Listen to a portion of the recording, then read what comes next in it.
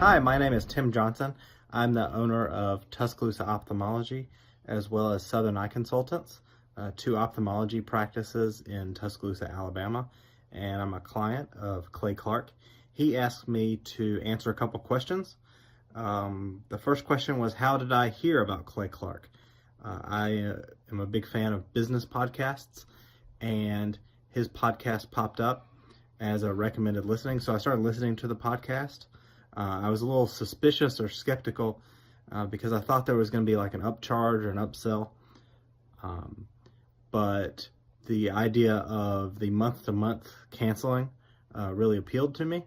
And I kept waiting for the shoe to drop and for the upsell or for the scam to come in, but it never did. It's very legitimate. Since working with Clay, I've gotten a much firmer grasp on how business works. Even in medicine, business is business. I've learned a lot about marketing, especially how Google reviews work and how important that is. And that's very important even in medicine. At least once a week, if not every day, I get a new patient because somebody Googled eye doctor in Tuscaloosa or ophthalmologist in Tuscaloosa. And you'd be amazed how many patients just look for an eye doctor that way. And so he's really changed our business. Our business has grown a lot, maybe 15 to 20% this year. And so we're really grateful for the things he's done for our business. And the last question was, when did I perfect the laugh? I would say that you can never perfect the laugh. You just keep working at it, and just keeps getting better and better each day. But you got to keep working at it. Today's guest is a critically acclaimed sports reporter who was once featured on ESPN's weekly Sports Reporters show. But his life was forever changed when he discovered that his college professor was dying from Lou Gehrig's disease, also known as ALS. Since writing his first book, Tuesdays with Maury, Mitch Albom has sold over 39 million copies of his books.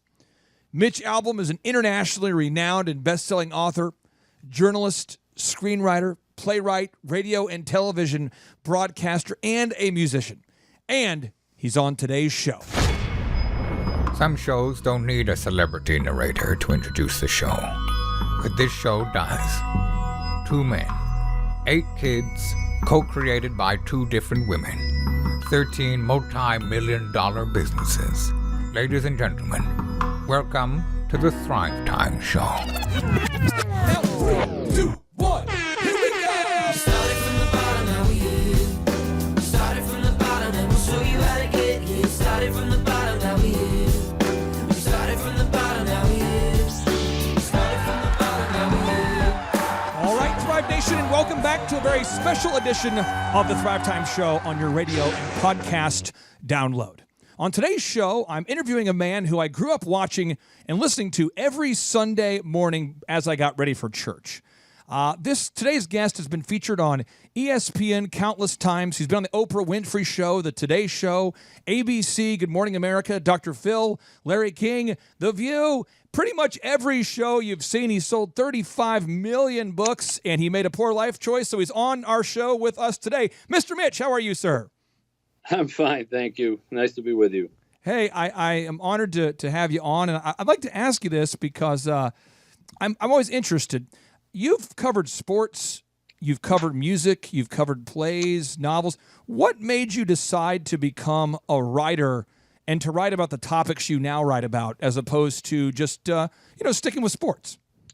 Well, it kind of happened to me. It wasn't really a decision. I was perfectly content writing sports, broadcasting sports, and just living my whole life in the sports world. And then when I was 37 years old, I happened to be flipping the remote control one night and came upon the Nightline program and saw my old college professor, Maury Schwartz, telling Ted Koppel on Nightline about what it was like to die from Lou Gehrig's disease. And Maury had been like an uncle to me when I was in college. I took every class that he offered. I majored in sociology. I ate at his house. We walked around campus together. I mean, we were really close. And then I was kind of ashamed that for 16 years, I didn't stay in touch with him all that time. And now all of a sudden he's dying. So I went to go visit him once. I thought it'd be a one-time visit. It turned into another. I ended up visiting him all the Tuesdays he had left in his life. And I ended up writing a little book called Tuesdays with Maury, which was only supposed to pay his medical bills. That's the only reason I wrote it, and took all the money they gave us and paid his bills off. And I was going to return to sports writing full time. And that was going to be my one little sort of weird deviation, but, try to do something nice for somebody. And then that book took off and became something nobody could have imagined. And my world became much more full of people talking to me about their losses, their illnesses, their challenges in life than who was going to win the Super Bowl. And eventually my life changed as a result of it. Your book, Tuesdays with Maury, was written, I believe, 21 years ago, and yet it's almost like an evergreen book. I feel like I see people purchasing it during the holidays. Why do you feel like that this book continues to resonate with people all over the world so well? Well, I think a couple reasons. One, everybody has had a teacher in their life, their version of a Maury that it reminds them of. Might be a grandparent, might be, an old teacher themselves. So there's that, and that's true in cultures all around the world. Then I think a lot of people identify with my character in that book as being a little lost and a little dissatisfied and, working really hard and yet not really finding, a lot of satisfaction in it and maybe looking for some different answers. And lastly, we're all going to die. And, anybody who can kind of put the clarity of life and saying, hey, this is the things you want to get done before you reach the end, because you don't want to have your last day on earth and start saying, oh, I should have done this, or why did I do that? And I think anybody as wise as Maury was, who can offer that advice, is going to appeal to people. Now, I didn't know any of this before the book came out. Right. I mean, I've had 21 years to kind of analyze it. But it's not my writing. It wasn't something like, boy, did I use the right words. I think it was just Maury's kindness and wisdom on those subjects. Your books have a way of really posing some tough questions that I think readers, that we all need to ask ourselves. And I heard you say it during one of your interviews. You said, what do we know when we are really looking death in the face that puts all of life into perspective? And wouldn't it be great to know now when you are young enough and healthy enough to do something about it? Right. Can you share with the listeners out there why posing this kind of question can make such an impact on your life? Well, if you think you're going to live forever, you're not really going to be in a hurry to change things that you might need to change in your life, because you just say, I'll get to that eventually. I'll be a nice guy eventually. I'll be charitable eventually. I'll spend more time with my family eventually. Right now, I got to work. Right now, I've got to make money. And if suddenly you have how many times does this happen? Perhaps it's happened to you.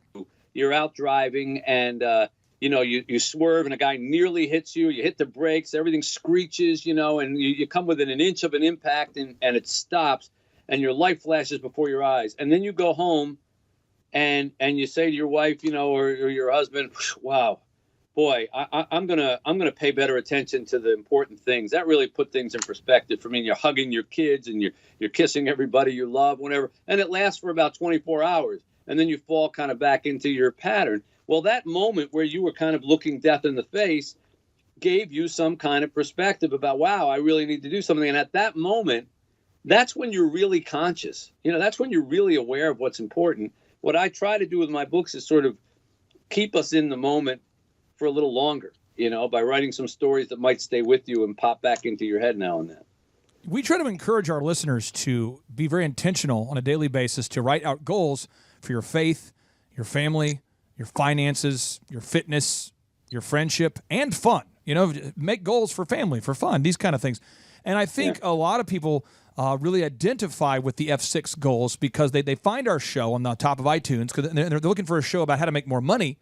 And we teach them how to do that. But most of our focus is on teaching people how to live a happy life. And I want to ask you this. Why did you decide to continue on the theme of books about the finality of life or the bigger questions after your first book? Why did you not decide to write about a different kind of subject? Or tell the listeners out there what you're writing about today. Well, after Tuesdays with Maury, I always say the difference between before Tuesdays with Maury and after Tuesdays with Maury was before, as a sports writer, if people recognize me in the airport from the Sports Reporters TV show or things like that, they'd say, "Hey, Mitch, who's going to win the Super Bowl?" And I'd say, "Hey, Patriots," and I'd keep walking, Good call. going on the escalator, real easy answer. Right. And then after Tuesdays with Maury, people would stop me and say, "Hey, Mitch, my brother just died of cancer, and the last thing we did was read your book together out loud." Well, you can't just say, "Hey, Patriots," and keep going up the escalator. You have to stop, and you have to engage, and you have to talk. And I've had that happen to me 15 to 20 times a day, 7 days a week, 12 months a year for 21 years. And so when that happens, you realize how many people are walking around that you would otherwise not notice with sadness or with loss or with trying to deal with some questions that are really important. And when that became so apparent to me, I realized, I want to stay in this world and write about those questions. I'm hearing about them every day. So I wrote the book, The 5 People You Meet in Heaven. That was my first novel. And I wrote that after Tuesdays with Maury because I had noticed a lot of people who were sharing these stories with me were talking about how they didn't feel very significant. How, boy, it was great what Maury thought of, but they're just nobodies. And they're kind of going to die a nobody. And so I wrote that book to try to show people there's no such thing as a nobody if you just look at your life a little differently. And in that book, Eddie, the old man, thinks he's a nobody, and he dies saving a little girl from an amusement park accident where he works as a maintenance man. And he goes to heaven, and he finds out that the first stage of heaven is you meet 5 people from your life, but they are not necessarily your family members. Some might be, but some might just be somebody you spent 5 minutes with, or that person who almost hit you with the car and changed your life forever and their life forever. And through these 5 different people that Eddie meets, he finds out that this nothing life that he thought he led was actually very significant, and it touched a lot of people. And, I write a story like that to try to give hope and some inspiration for people who think that their lives don't matter because they're not a movie star, or they're not a billionaire. And, observing those kinds of questions that we're all asking ourselves are what motivate me to write the stories that I do now versus sports stories or things like that I wrote before. We're very close to the holiday season, and I know somebody out there is listening saying, I want to get a copy of I want to get one of his books, but there's so many books that you've written. I mean, you haven't written just a book. What's the book that you would recommend for all of the listeners out there to check out of yours? If you had to recommend one book, is there a specific one you'd recommend? Well, you're asking me to choose my favorite child there. That's a little difficult. So, Tuesdays with Maury, if no one's ever read anything by me before, then certainly Tuesdays with Maury is a good introduction. And The 5 People You Meet in Heaven, from my fiction work, certainly is too. If people are more faith-oriented, I wrote a book called Have a Little Faith, a nonfiction book, another nonfiction book about a pastor and a rabbi from 2 different parts of the world and how similar they were and people I knew. And this new book is called The Next Person You Meet in Heaven. And if you did read The 5 People You Meet in Heaven, a lot of people have, then I guess I would have to recommend that one because it's my most recent one. Right. And you always want people to read your newest thing. And it continues the story of Eddie and Annie from the first book from 15 years ago. It's also the first time I've attempted to write a sequel. So I think it turned out all right. Now, I have a 60-second, 4-hour question here for you. So 60 seconds, 4-hour question. You're very intentional now, very thoughtful. How do you organize the first 4 hours of a typical day? What's your daily routine? Well, that's easy. Wake up, cup of coffee, go downstairs to my office and pray. Do my little prayers when I first wake up. Thank God for waking me up at all. Then letting my body function to get downstairs. Then letting me have a cup of coffee in the first place and having shelter and a roof over me because I have an orphanage in Haiti that I've had for the last 9 years that I've operated. I'm there every single month. And I see what it's like to wake up and not have a roof over your head and not have anything to drink. And so I never take any of that for granted. And after I get done saying thank you, then I start writing. And there's no music, there's no news, there's no television, there's no anything, no input of any other kind, just a blank screen and me in front of it for the next, usually about 2.5 hours. And after 2.5 hours, I'm usually out of gas. And I close things up and the phone starts ringing and then the rest of the day begins. Well, thank you for answering our call today. And I know that you are very thoughtful and intentional person, and I appreciate you investing in the lives of our hundreds of thousands of listeners. And if you're out there listening, I'd encourage you to buy a copy of one of Mitch Albom's books, because the more that I dug into your character, you're doing a lot of things. You're doing so many great things. I think people just getting to know you and what you're helping people, the orphanages you're doing, the books you're writing. You're just a guy that the deeper I went into page 7 of Google, the more I was impressed. So thank you for being on the show. Well, it's my pleasure. Thanks for having me on. Take care, Mitch. One of the more important lessons my rich dad taught me, he said there was 4 types of people in the world of business or money, whatever he said. And this here are the 4 different types of people, and he called this the cash flow quadrant. So E stands for employee, S stands for self-employed, small business or specialist like a doctor or a lawyer. B stands for big business, 500 employees or more, and I stands for investor. Now the distinction here is this, is that each of these are 4 different types of people. They have 4 different tax laws for all 4 different types of people, and this is throughout the world. But it was my poor dad who always said to me, you know, son, go to school so you can get a job. So my poor dad wanted me to be an employee like him. And there's nothing wrong with that and all this, except the tax laws are the worst for employees. As Warren Buffett says, you know, he, as a business owner and investor, he pays a lower percentage rate than the employees. And many employees are having a tough time today. Not only is there high gas prices, but there's going to be higher taxes.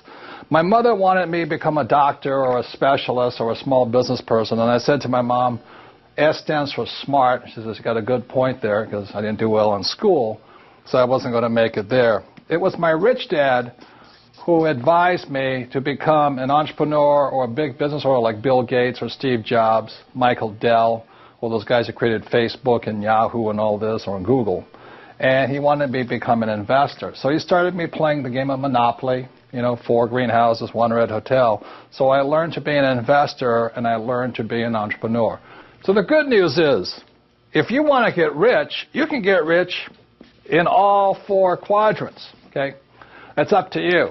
And so it was my rich dad who said to me, he says, you know, Robert, if you really want to be rich, learn to build businesses. It made more sense to him to work hard to build a business, something you owned and something you could pass on for generation to generation to your kids.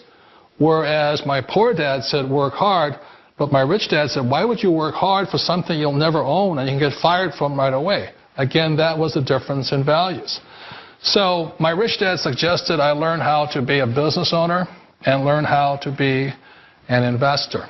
And that's one of the big differences. On this side of the quadrant, these people here work for security. They work for money also. On this side over here, their key value that they want is they want freedom. I don't want to pay tax. Before I came here, I was a private developer. I was a private business people. Like every other private person, unless they're stupid, they go through the laws, and that's what it is. He passed a tax bill that gave us all these privileges for depreciation and for tax credits. We build a building and we get tax credits, like the hotel on Pennsylvania Avenue. You get a massive, which, by the way, was given to me by the Obama administration, if you can believe that. Some shows don't need a celebrity narrator to introduce the show, but this show does. In a world filled with endless opportunities, why would 2 men who have built 13 multi-million-dollar businesses altruistically invest 5 hours per day to teach you the best practice business systems and moves that you can use? Because they believe in you, and they have a lot of time on their hands. They started from the bottom. Now they're here. It's the Thrivetime show starring the former U.S. Small Business Administration's Entrepreneur of the Year, Clay Clark, and the entrepreneur trapped inside an optometrist's body, Dr. Robert Zillner. 2 men, 8 kids, co-created by 2 different women, 13 multi-million-dollar businesses. We started from the bottom, now we're here. We started from the bottom and we'll show you how to get here. Started from the bottom, now we're here. We started from the bottom, now we're here. Started from the bottom, and now we're at the top, teaching you the systems to get what we got. Colton Dixon's on the hooks, I break down the books. The seeds bringing some wisdom and the good looks. As the father of 5, that's why I'm alive. So if you see my wife and kids, please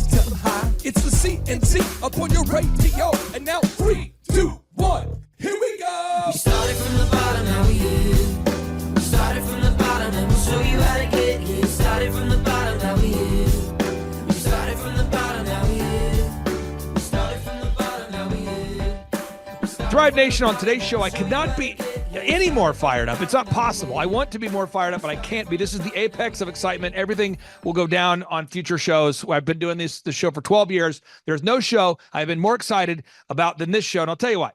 Because I love the book Rich Dad, Poor Dad. I keep it on my desk, the Rich Dad, Poor Dad series. I tab these things in a way that desecrates these books. It's not healthy what I do to these books.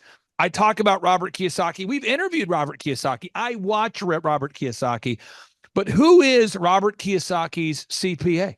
Robert Kiyosaki sold 60 million copies of his book, Rich Dad, Poor Dad. Robert Kiyosaki. Who is the Rich Dad advisor? He talks about it all the time. Robert Kiyosaki says everybody needs a good CPA. We all know that he says that. But who is his CPA? And if we could find his CPA, could we possibly get him on the Thrivetime show? Folks, he's here in the flesh. He's joining us. Tom Wheelwright, welcome on to the Thrivetime show. How are you, sir? I'm great. That's a great introduction. Thank you for that. That's wonderful. Yeah. Who is he? That's a good question. Now, I'm going to start with focusing on my life, and then we'll kind of move into the life of the listeners here. So I own multiple companies, and every year my biggest expenses is always taxes. Every year. And I have a haircut chain. I have a dog training franchise. I'm involved in home remodeling. I have multiple income streams. I've followed the Robert Kiyosaki path from employee at Target and Applebee's to self-employed to a business owner. And I feel like my biggest expense is always taxes. How can I legally reduce the amount of taxes that I have to pay every year? And I'll be taking notes. So Clay, the first thing to remember is that the tax law is really a series of incentives. It's basically a roadmap to reducing your taxes. So the first thing you have to do is we have to change our mindset from the tax laws out to get us. The IRS probably is out to get you, but the tax law is not. And change that mindset to, hey, look, there's thousands of incentives, and you're a business owner. The biggest incentives are all for business owners. Second biggest incentives are people who invest in hard assets like real estate, energy, agriculture.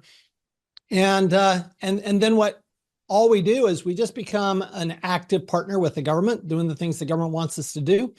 And pretty quickly, our taxes come down, because you're right. Most business owners, their number one expense outside of their employees, their number one expense is taxes. And that can change.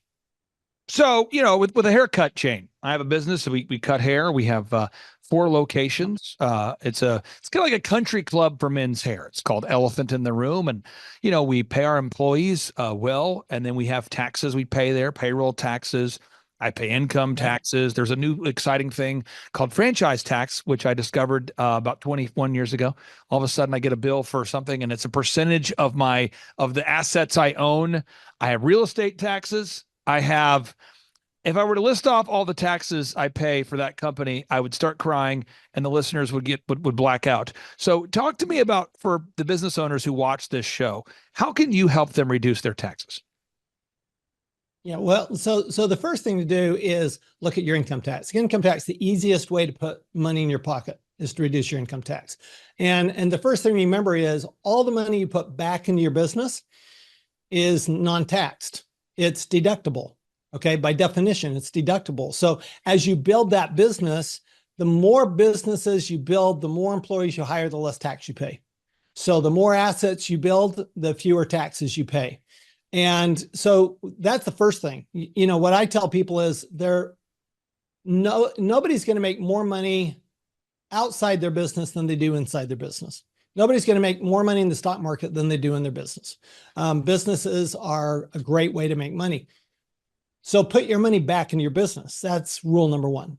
Once you can't put it into your business anymore, then you have to look at, okay, is there another business I need to put it into, or is there another type of investing that I need to do? So in Robert's book, Cash Flow Quadrant, for example, he talks about, the ESBI, the employee, the self-employed, the big business, and the professional investor. Well, the business owners get the most benefits, but the next biggest benefits are from those professional investors. So then you have to look at, okay, what could I invest in to reduce my taxes if I can't put all my money back into my business? So in my case, I will focus on the hair business for a second. Just being very transparent with our listeners. If you come in, folks, and you're happy with your haircut, and I hope you are, the way my business model works is the first haircut's $1. We've been doing this for 13 years. People say, wow, it was a great haircut. It was $1. And then we sign you up for a membership. It's month to month. And so we have thousands of members. And I try to operate the business at around a 20% profit margin. And so after paying myself and the various other expenses, there's about a 20% margin. I'm a big believer in buying gold and silver. I believe that. Friends of mine that own banks have actually told me to take a quarter of my wealth and buy precious metals. So I do that. And I've been doing that since it was $500 an ounce back in 2005. Thankfully I listened to them, and I do buy undervalued real estate when possible. What should happen once the profits are leaving the business? What is the best, most practical investments that exist for guys like myself that have a business that maybe produces a 20% profit margin? So you're talking about, and when you put money into gold and silver, that's basically you're saving money, but you're saving it in gold and silver rather than saving it in fiat currency, right? Cash.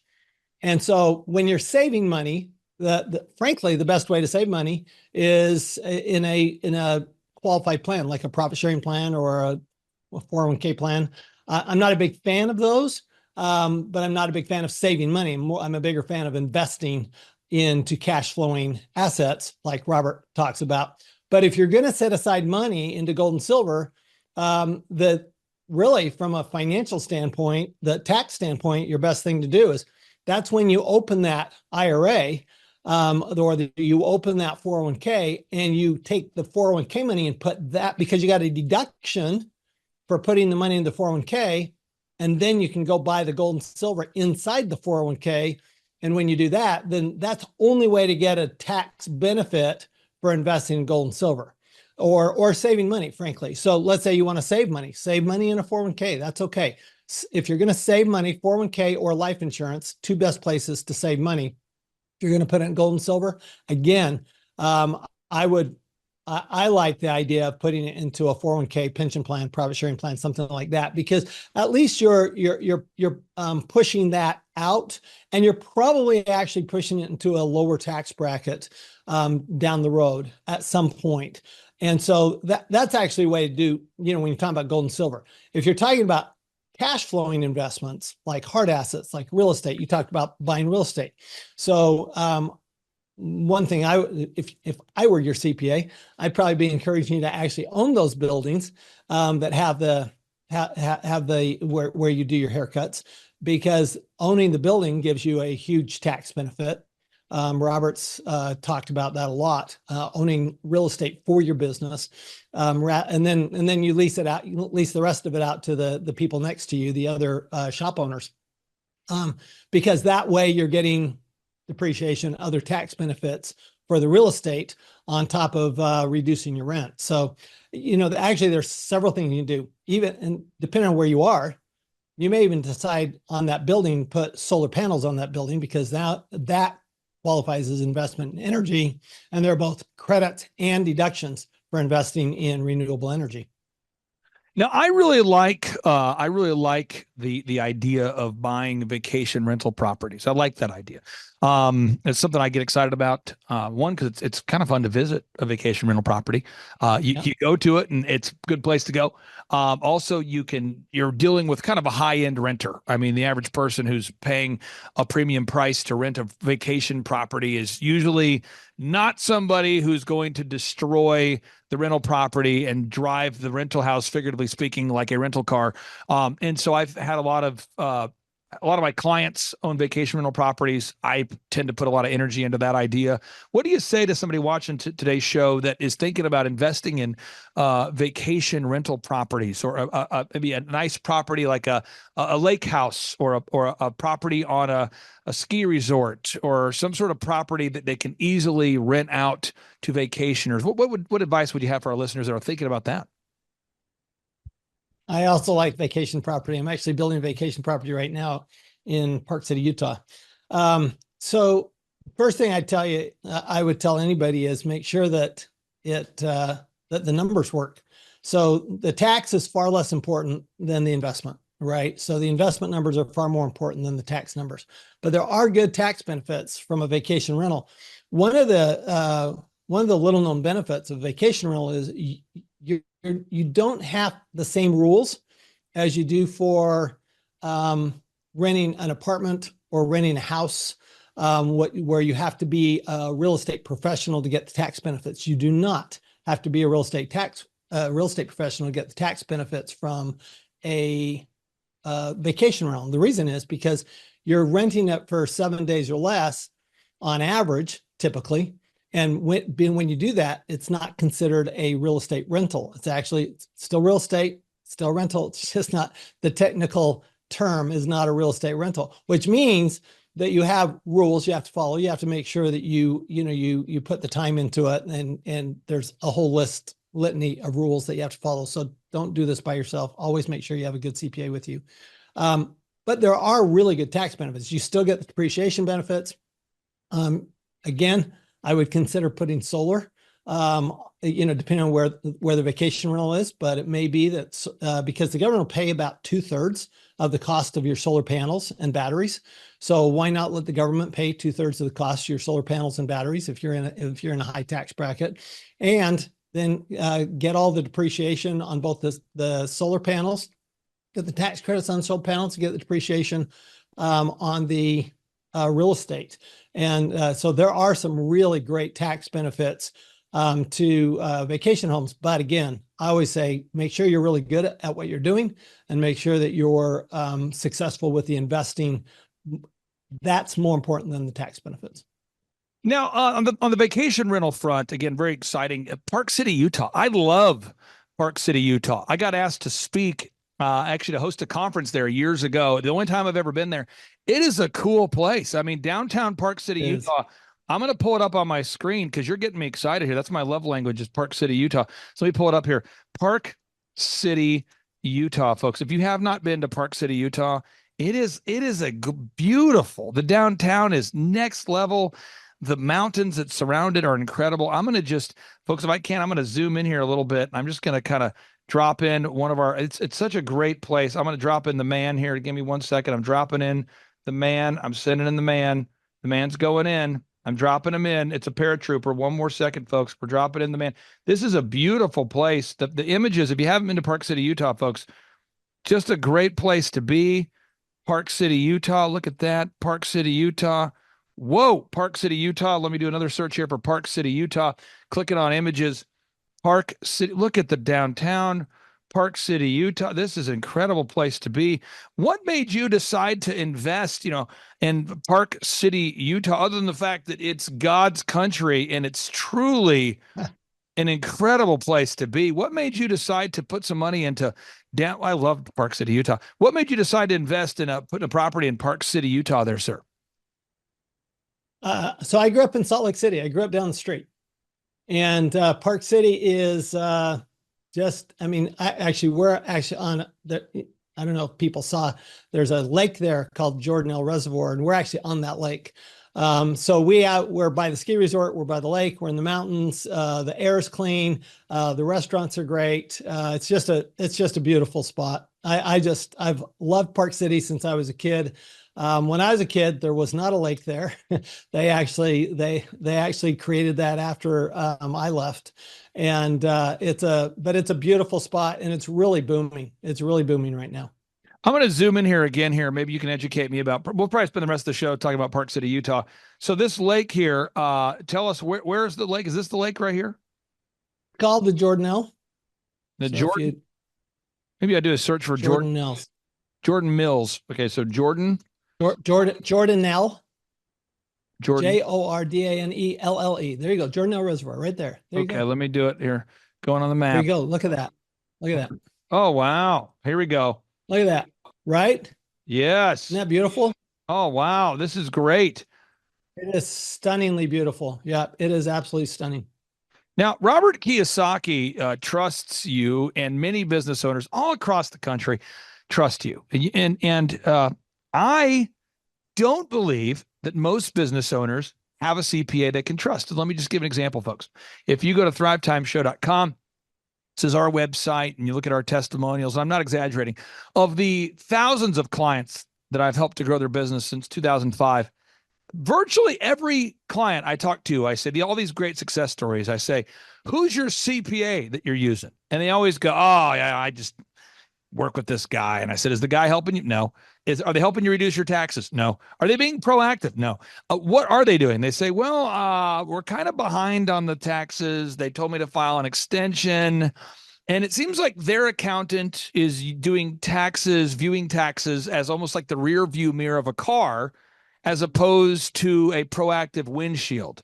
And for the listeners out there that want a proactive CPA that's looking out the front window as opposed to the rear view mirror every tax season, what do you say to people like this that are business owners that are looking at a CPA like yourself versus a typical CPA? What separates your practice, TomWheelwright.com, versus other CPA practices that tend to be more reactive?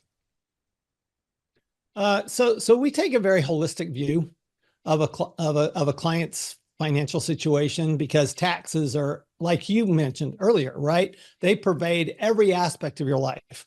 You got real estate taxes, you've got sales taxes, you've got property taxes, you've got income taxes, you've got estate taxes. So we want to look at everything. And what we want is, we just want a relationship. So Robert and I, we talk pretty much every week. And I talk to most of my clients at least once a month. And the idea is, well, look, we've got a relationship. I was up in northern Idaho a couple of weeks ago, speaking at an event, and met a client for dinner up there, just because he happened to be up there. I was up there. I want to make sure that anything that's going on in his world, I'm aware of, so that I can help him reduce his taxes by what he's doing in his world. So it's really more about having that conversation. I find that, the challenge with CPAs is, unfortunately, they don't like to pick up the phone, and they expect clients to pick up the phone and call them.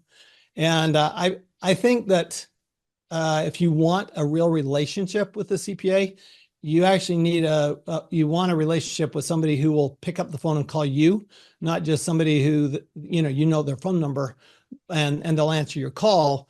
But I will typically schedule the meetings with my clients at least once a quarter, typically once a month. And we're talking on a regular basis. And if, that's just a different way. It's just a different relationship. We view it as a more of a partnership type relationship. We're talking all the time rather than wait until they call us. I've just never met a business owner who put value in a tax return. I don't know. You put value in your tax return? I mean, what's the value of tax? The value is the IRS isn't, looking over your shoulder, but that's the only value to it. But there's a lot of value in knowing that, look, I can pay lower taxes. I can do things to actually make a positive impact in my cash flow. It's actually the fastest way to increase your cash flow is to reduce your taxes. So it's just a very different view of the world. That's all. Now, and I'm not going to take the show down a political rabbit trail. So again, folks, one of the things, if you're out there today and you haven't been on a podcast before, I'm going to tell you a couple things about podcasts. Most podcasters, not all, but most podcasters, what they'll do is they'll send the guest in advance. Here are the questions. I'm one of the few people that I know that doesn't do that, and I'll tell you why. Because I am very interested in today's guest and all the guests I have on the show. And so therefore, I'm going to have a conversation, and I'm just going to happen to record it. But one of the things that makes it terrifying about being on my show is people don't know where I'm going to take the conversation. So let me just preface this. I'm not taking the show in a political way, but many of my clients I work with are kind of high-profile people. And so, Eric Trump is a friend of mine. Not talking politics, just a friend of mine, also a guy. I love talking business with him. We've also had people that are less known for political stances, like Wolfgang Puck on the show, Seth Godin, wonderful people. But people like Eric Trump specifically, or the Trump family, they famously will talk about how they have reduced their taxes to the point where they don't pay a lot of taxes. So when there's a debate going on and one candidate says, with all due respect, you don't pay a lot of taxes, and the other candidate says, that's right, because I'm smart. The average American's going, what's happening here? Because as an entrepreneur, I typically cheer for the guy who's found a way to lower his taxes. Whereas, in the political world, somehow that's used against people if they're savvy with their taxes. So how is it that a guy like a Robert Kiyosaki can hop on a podcast and proudly proclaim that he pays very minimal taxes, or somebody like Donald J. Trump? How can these gentlemen pay minimal taxes when the average person is paying a ton of taxes? Help our listeners through that. How is that possible that Donald J. Trump and Robert Kiyosaki can boldly, openly, proudly hop on podcasts and talk about paying very minimal taxes where the average person is paying a lot of taxes? So the tax law is not what most people think it is. Most people think it's just a way to raise revenue for the government. But most of the tax law is really a way to incentivize certain behaviors. In other words, incentivize business owners, incentivize energy, incentivize farmers, incentivize people drilling for oil, incentivize people putting up solar panels. These are all incentives. I always think there are three questions that your advisor ought to be asking you. And these questions all impact how much tax you pay. The first is, how do you make your money? If you're going to make your money as an employee, you're going to pay higher taxes typically than if you make them as a business owner and investor. That's the way the tax law works. And every business owner, every investor that has good advisors knows that they should be paying less tax than an employee.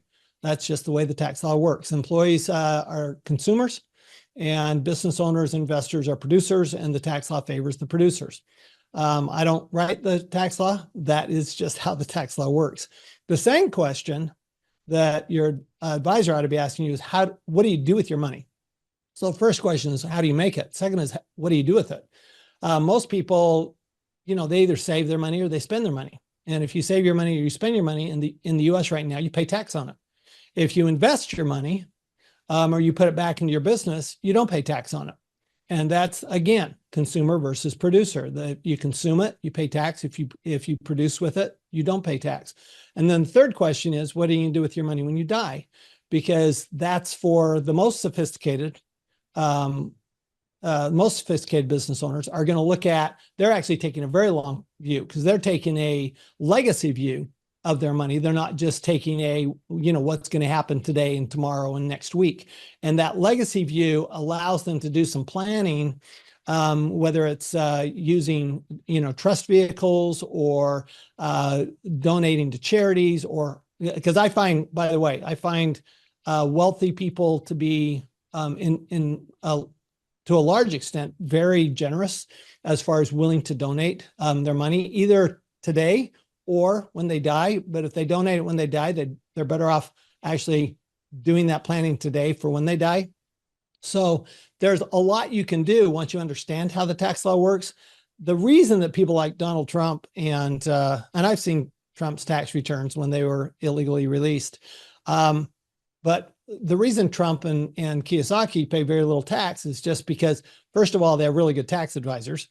And second of all, they just understand how the tax law actually works. Donald Trump was one of has actually been very involved from a lobbying standpoint on taxes since the 90s.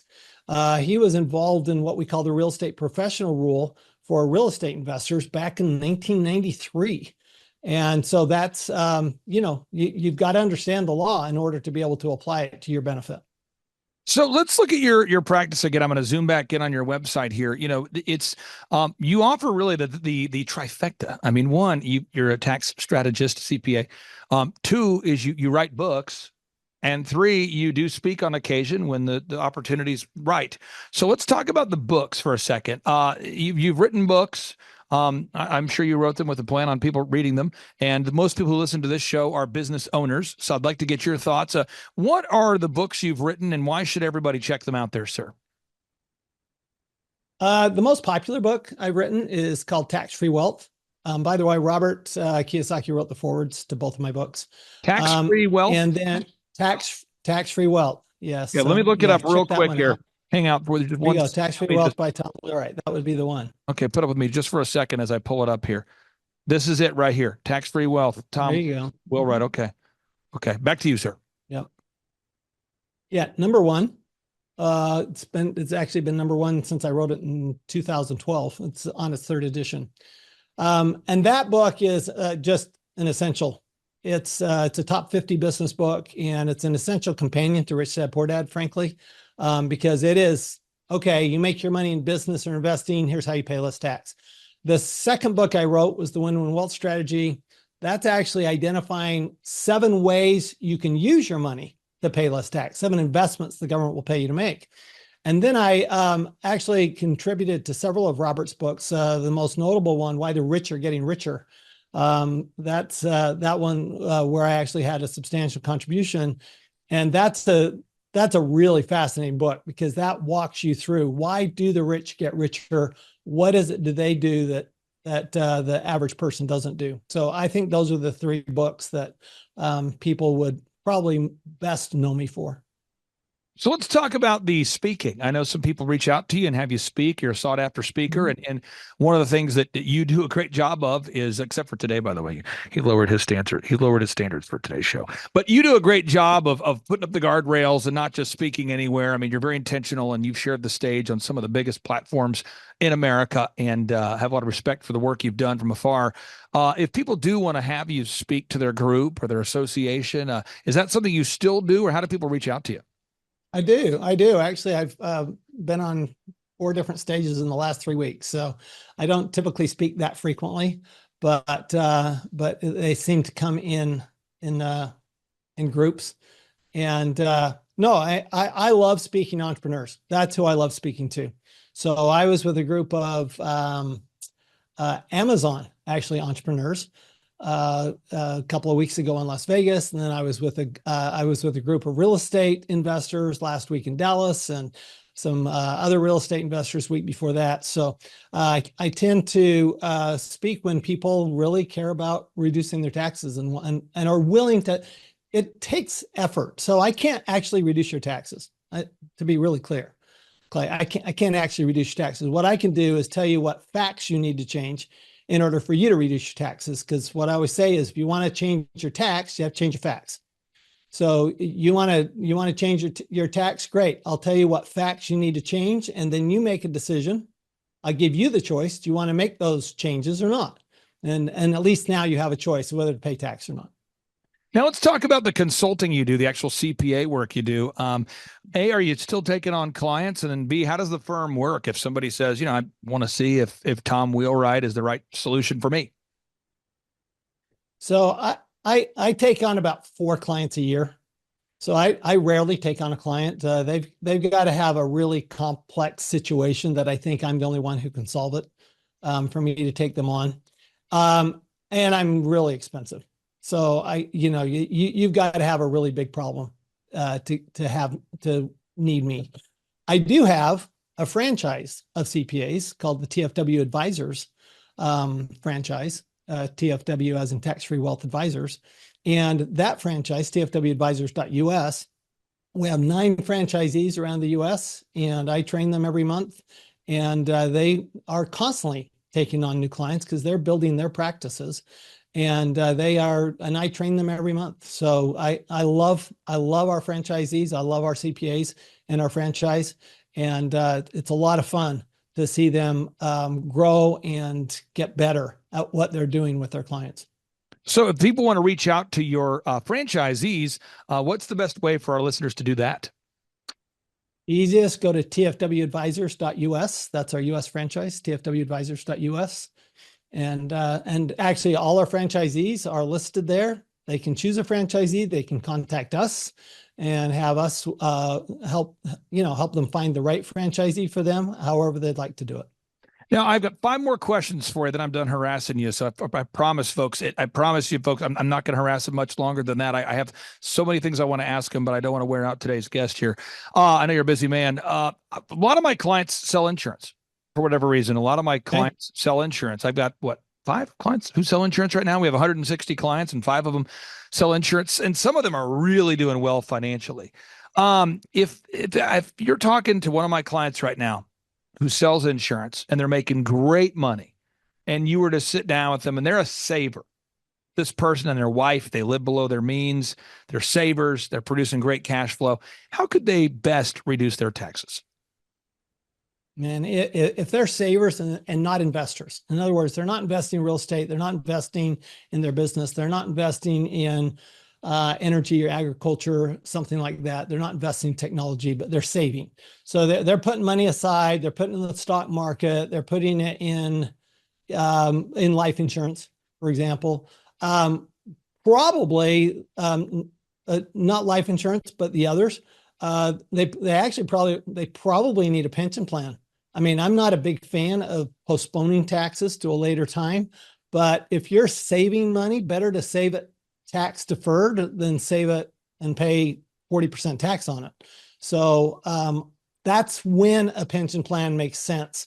And, if they're making a boatload of money, I mean, pension plans, you're limited to a few $1,000s in an IRA or 401k, but pension plans, you can sometimes put $200,000-300,000 away in a pension plan. So if you don't have a whole bunch of employees, and because if you have employees, you have to actually fund their pension plan too. So you have to decide, is it worth it to fund everybody else's pension, not just mine? But there are some when you're saving, and that's actually chapters 7 and 8 of my book, The Win-Win Wealth Strategy, is life insurance and retirement plans. And so if you're saving money, those are the two logical places to save money: life insurance and retirement plans. And as I'm taking notes here, the book that you said is the essential book for the Rich Dad, Poor Dad readers. What's that essential book title again? I'll put it on the show notes. Tax-free wealth. Tax-free wealth. That's the one. Okay. Tax-free wealth. Okay. Question number 2 here. Question number 2 is, I have a lot of clients that start to make really, really good income because they scale their business, and they don't think about their taxes until the taxes are due. So for a lot of my clients, they're making more money than ever, and they don't think about the taxes till the taxes are due. So for somebody who has a business and they're thinking about, how do they reduce their tax liability while keeping the money in the business? What are some of the best write-offs that exist for business owners that choose to reinvest in their business? Yeah, it's pretty much anything can be a write-off in your business. So there's 4 rules. 4 tests you have to meet. Is it have a business purpose? Is it ordinary, meaning typical in your business? Is it necessary, meaning is it profitable for your business? And did you document it? And if you meet those 4 tests, pretty much anything can be deductible. So the question I always prefer, I always say, if you want a better answer, ask a better question. And people ask me all the time if something's deductible. I'm going, well, let's ask a better question. How do I make it deductible? So there's very few things you cannot make deductible in your business. And in fact, you can actually make any expense deductible, okay, if you actually understand the principles of the tax law. And I'll give you an example. In chapter 9 of my book, Win-Win Wealth Strategy, I actually talk about a client that actually got the government to pay for his Ferrari. And this is actually an example of using some other investment in order to get a tax deduction for maybe something that wouldn't ordinarily be deductible. So, this client actually invested in real estate. The real estate gave him the deduction, but then he used the real estate to pay for the Ferrari. So that's an example. And actually, that's something, one of the first things I learned from Robert Kiyosaki was always buy an asset to pay for your liabilities. Don't ever be buying liabilities like the middle class. Typically, they buy an asset and they actually buy a toy or something and actually create a liability, where Robert buys an asset to pay for the liability. I'm taking notes here. You said there's 4 questions you have to ask. Could you repeat those 4 questions there, sir? I'm taking notes. Does it have a business purpose? That's a pretty easy test. Is it an ordinary expense? Meaning, is it typical in your business, both as to the amount and the frequency? Let's say, for example, you take your spouse to dinner every week, and you always talk to your spouse about dinner. About your business. Okay, well, all right. Is that pretty typical that somebody would take somebody out to dinner to talk about business? Yeah, that's pretty typical. Is once a week a pretty normal frequency. Yeah, that's a pretty normal frequency. And as long as we're not spending $300 on a bottle of wine, it's probably, an okay number to do. So people frequently don't deduct when they take their spouse to a meal, but I've never met an entrepreneur that ever had dinner with their spouse that didn't talk about business. They always do. That's who we are. We're talking about business all the time. So it's probably deductible as long as, again, the goal is to actually have a conversation that helps improve your business, which you probably are having that conversation. And then fourth, which is the most important, is actually to document it. In real estate, it's location, location, location. In tax deductions, it's documentation, documentation, documentation. Got it. So question number one is, does it have a business purpose? Question number two is it an ordinary expense? What's question number 3 and 4? Question number 3 is it necessary? Necessary meaning that, is it actually a profitable expense? The goal of an expense is to create income. That's the goal of any business expense, to create income. So if that is the goal of the expense, to create income, then it meets that test. And then the fourth one is, did you document it? Okay. Did you document it? Question number 4. Did you document it? Okay. Document it. Okay. One more question I have here for you. I see so many small business owners that are just starving themselves in terms of marketing or advertising. So as an example, one of my wonderful clients, their business is rocking, they're booming. And about 7 or 8 years ago, I was sitting down with them and I said, look, when you advertise on Google, there's Google AdWords. We figured it out. Pretty much it's a science at this point. If you spend $20 on online ads, you generate 1 lead. And 1 lead typically pays you several $100s. So let's just scale it. If you're spending $20 to produce a lead, let's just scale it. And they go, I just can't afford to advertise more. At the end of the year, their CPA says, hey, you're going to owe a ton of money in taxes this year, buddy.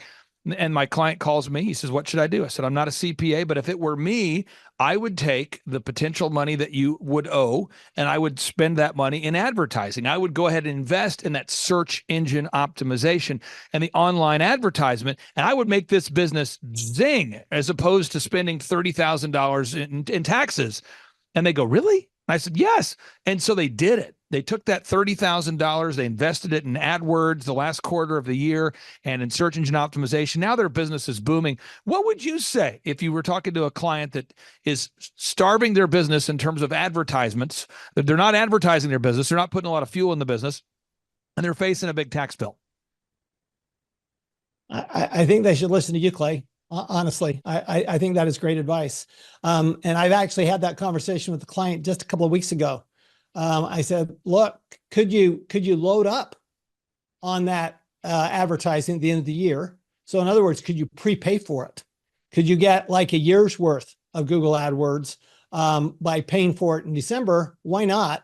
If it's going to produce the revenue, I think that's absolutely, again, if it produces more revenue than it costs, why aren't you spending the money to produce the revenue? That is so powerful, folks. I'm telling you, one of my clients, I won't mention his name. He's also a Utah guy. He every year has invested copious amounts of money in search engine optimization. I'm just going to put a little meat on the bone here so people can get this idea visually. So this is an example. One of my clients, it's called Koloff Fitness, and he has a gym. It's a fitness gym that's a big gym, almost like a Planet Fitness, but it feels like a Chick-fil-A. It's called Koloff Fitness. It's a Christian-owned fitness center. There's Koloff Fitness. Well, to be top in the search results, that doesn't just happen. So this guy had to invest a ton of money in writing articles and content. And so he decided, you know what, I'm going to pay my team to write that content. We're going to invest in the writing of search engine content. And now he reaps the fruit all year. And so my final bonus fry question for you is for my client here, Koloff Fitness, great people. Their business is absolutely booming. And virtually every conversation we have is about reducing their tax liability ethically and honestly. Where should a guy like the founder of KoloffFitness.com start? Because most CPAs that I talk to, I'm not attacking all the CPAs, but there are many CPAs who I would describe as a certified pain in the ass, who typically tell the clients nothing in exchange for $400 an hour. and they leave their clients confused, bewildered, and behind on their taxes. So for my client, a guy like Charles Law, he's got multiple locations. His business is booming despite a tough economy. What do you tell a guy like that? What's the first step he should take right now? Very serious entrepreneur, multi-million-dollar business. He's growing. He's booming. What is the first step he should take right now to reduce his taxes? So chapter 23 of Tax-Free Wealth is how to find a great tax advisor. So if you want to understand what makes a good tax advisor, you want to know what questions to ask, what questions they should be asking you, I'd go to chapter 23 of Tax-Free Wealth. If you want the easy button, just go to tfwadvisors.us, and that's the easy button for finding a great tax advisor. Wow. Tom, it was an honor. I've seen you on interviews. I've read your stuff. It's just so great to have you here on the show. Thank you for lowering your standards to be here on the show today. I've interviewed Robert Kiyosaki, and a big goal of mine was to interview Robert and to interview yourself. So I really do thank you for being on today's show, sir. No, thank you, Clay. It's absolutely been a pleasure. You're a lot of fun. Well, folks, focusing on that theme of focusing on what matters. Again, on part one of today's show, we really dived into focusing on what matters, what truly matters.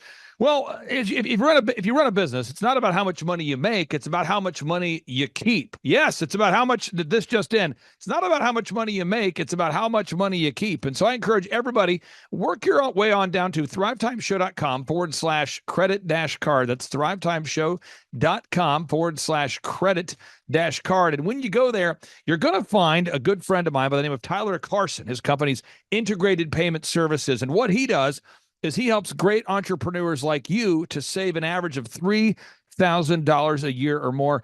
Tyler Carson, welcome on to the Thrive Time Show. How are you, sir? I'm good, Clay. Thanks for having me. So, brother, tell me this. How do you typically save business owners thousands of dollars a year? How do you do it? Yeah, I mean, we do it by just kind of our model here at IPS and how we price our customers.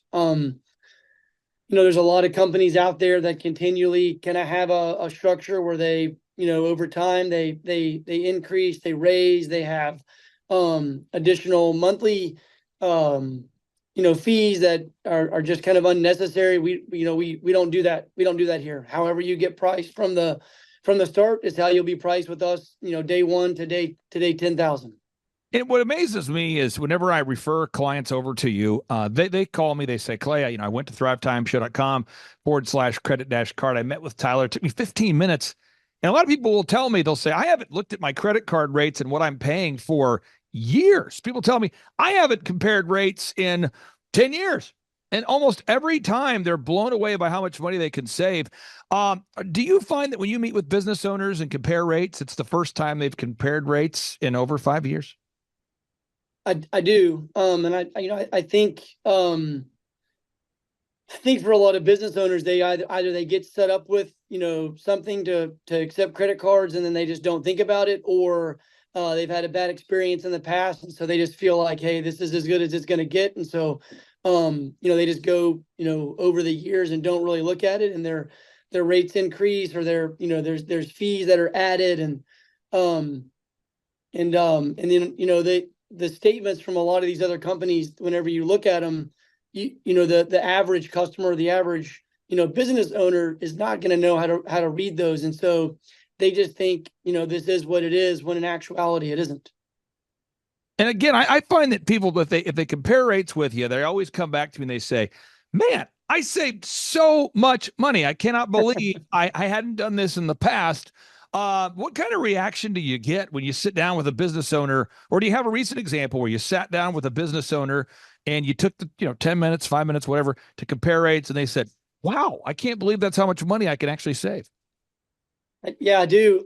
So, I mean, this is an extreme case. Most of the customers that we meet with, it's anywhere from, $200 to $400, $500 a month in savings. But we did meet with a restaurant on Monday. It's a restaurant located here in Oklahoma, and they hadn't looked at, their rates in about 7 or 8 years. They're a very successful restaurant. It's just something they hadn't looked at. And the monthly savings was right at $2,000 a month. So for them, it was a little bit of sticker shock. They're excited, but also the owner was a little was a little upset that he had gone that long without even looking at it. So. And so people, let's walk through the mechanics of this here with the limited time we have today. Somebody goes to thrivetimeshow.com/credit-card. They go to thrivetimeshow.com/credit-card. They fill out the form. What happens next? Walk us through step 1, step 2, step 3, just so everybody out there can get themselves psychologically prepared for what they must do. Sure. They fill out the form. We receive an email, somebody here from IPS will reach out to them. If when we call them is not a good time, then we'll obviously schedule a call with the business owner. And then from there, once we're on a call, it's about a 5 or 10 minute conversation. We kind of explain to them what information we might need to provide an analysis, and we'll provide that analysis. And then the next conversation is about 5 minutes to go, hey, here's what we found. Here's what we can save you. If this is something that you want to do, if this is something you want to move forward with, then it's, we can send you a DocuSign and you can complete the agreement in about, 1 to 3 minutes, or, if it's something where they want to, hop on another Zoom call and go over stuff, we'll do that with them as well. But, the all in all, it's maybe a 15-minute total time from the business owner. Is there anything else our listeners need to know before they head on over there to thrivetimeshow.com/credit-card? I mean, I've worked with you for years. That I personally use you for our businesses. You do a great job. I was referred to you by longtime clients of yours. The relationship is month to month with your clients. Anything else that you really want to convey to our listeners that are thinking about going to thrivetimeshow.com/credit-card? Yeah, I would say do it. I think a lot of business owners think, the savings won't be there for me, or I use this software. And I mean, we're not exclusive with any one processor. We can integrate with almost everything. Take the 15 minutes. Let's see if we can save you some money, because at the end of the day, that's money in your pocket. As a business owner, we're always looking to make money, but like you always say too, like it's the money you keep. It's not just the money you make. Amen to that. Again, folks, I encourage everybody out there, take action today. Go to thrivetimeshow.com/credit-card. Tyler Carson, thank you so much for your time. And we'll be joining you here, with the big holiday coming up. I guess we won't be with you next week, but we will be with you the week after. So hope you have a great holiday, sir, and we'll talk to you soon. Sounds great. You too. Take care. Bye-bye. And see you guys.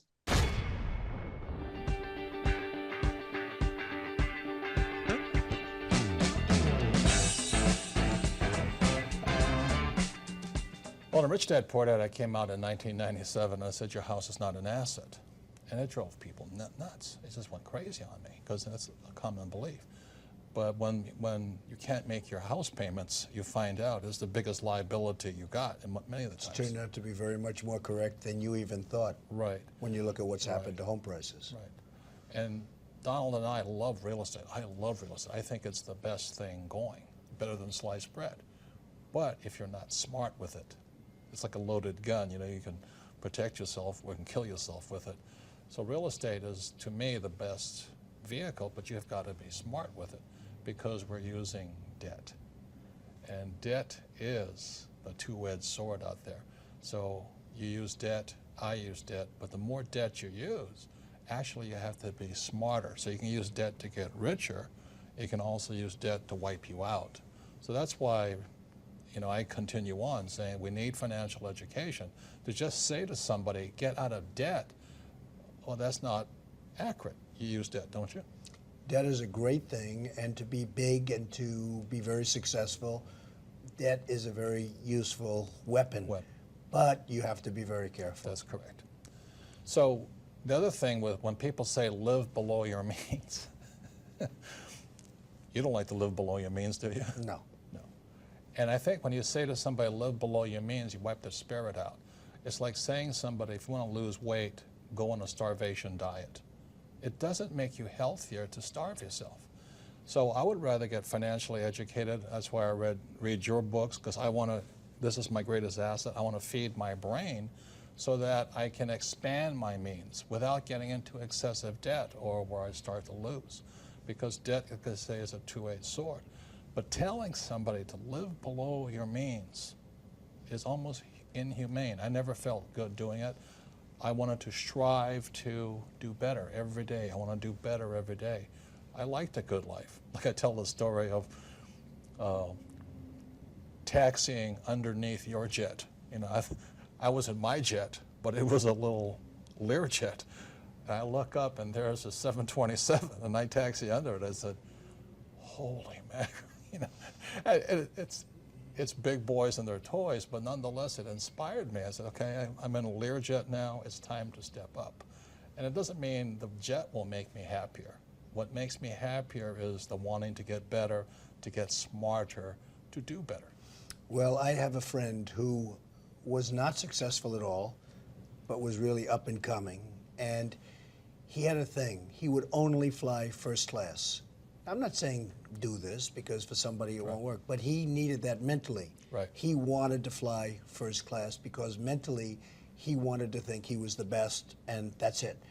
And even though he didn't have much money at the time, this is years ago, he would always fly. I used to criticize him, but it put him in a good state of mind, and he became a very, very successful guy. Yes. Very, very successful. And I've always remembered that. He would never fly coach. He would always fly first class, even though he didn't have the means to fly. So, look, it's complicated, but whatever it takes to train that. Whatever makes you feel better about yourself, stronger, more confident, to want to do better. And I think really that's the issue. And we're at the stage of our lives right now, to ask for more is not really it, but to do better, to feel better about ourselves is still important. It is very important. Right. So that's why I don't like saying live below your means and scrimp and all that, because shopping is fun. Nice houses are fun. At the same time, you have to be very careful. Yes, but you have to be responsible about it. Correct. Like, when you invited us up to your little duplex up here, whatever they call it, we walked up there, and I've never seen a two-story, entire floor home in New York City. And my wife Kim says, I never really want to live in a condo, but she says, Mr. Trump's house will do. And it is spectacular. You know what I mean? And it's. And yet I don't need that, Robert. Yes, I know. I don't need that. If I had one nice bedroom with a good television set and a nice bed, and you don't really need that. But it was in a building I built, and it was there for the taking, so I figured I might as well do it. And what have I done? Instead of selling the equivalent of 12 or 13 units, I kept them. And by keeping them, I have them. I didn't sell them, and that's okay. And it's become, a very valuable place. So I didn't need that. I don't need it now, but there's something nice about it. Right. And then that's my message is achieve it, and then you can take it or leave it. But if you don't achieve it, then it's always something away from you. So again, that's why I'd be redundant about this, living below your means. I don't think that makes your spirit happy. It kills your spirit. Also, if you don't have the financial education, when somebody says your house is an asset or these mutual funds are good or the stock will go up, and you don't know the difference between a good investment and a bad investment, because real estate can be a bad investment, stocks can be a bad investment. If you don't know good investment advice from bad investment advice, then you're going to get taken. This world is not kind, should we say. The hardest thing that I've witnessed over the last year is seeing people that were very hardworking and very conservative that invested in the stocks. And I'm not talking about high-flying stocks. I'm talking about very solid companies. And their net worth is 50% of what it was a year ago, and they haven't done anything wrong. Right. Now, they put their money in stocks, so I guess you could say that's wrong, but it's really not wrong. No. Because historically, that's been okay.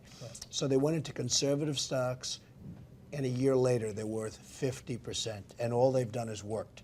And that's the hardest thing I've seen. It's tragedy. The thing that I want to say is this. You can invest in gold and lose money. You can invest in real estate and lose money. You can lose stocks and lose money. You can invest in oil and lose money. You can also make a lot of money in all those things. So really the reason we get together is because your financial intelligence, your financial IQ makes something valuable or not valuable. Like I said, you have to know a good investment from a bad investment, good advice from bad advice. Today I'm broadcasting from Phoenix, Arizona, not Scottsdale, Arizona. They're close, but they're completely different worlds. And we have a special guest today. Definition of intelligence is if you agree with me, you're intelligent. And so this gentleman is very intelligent.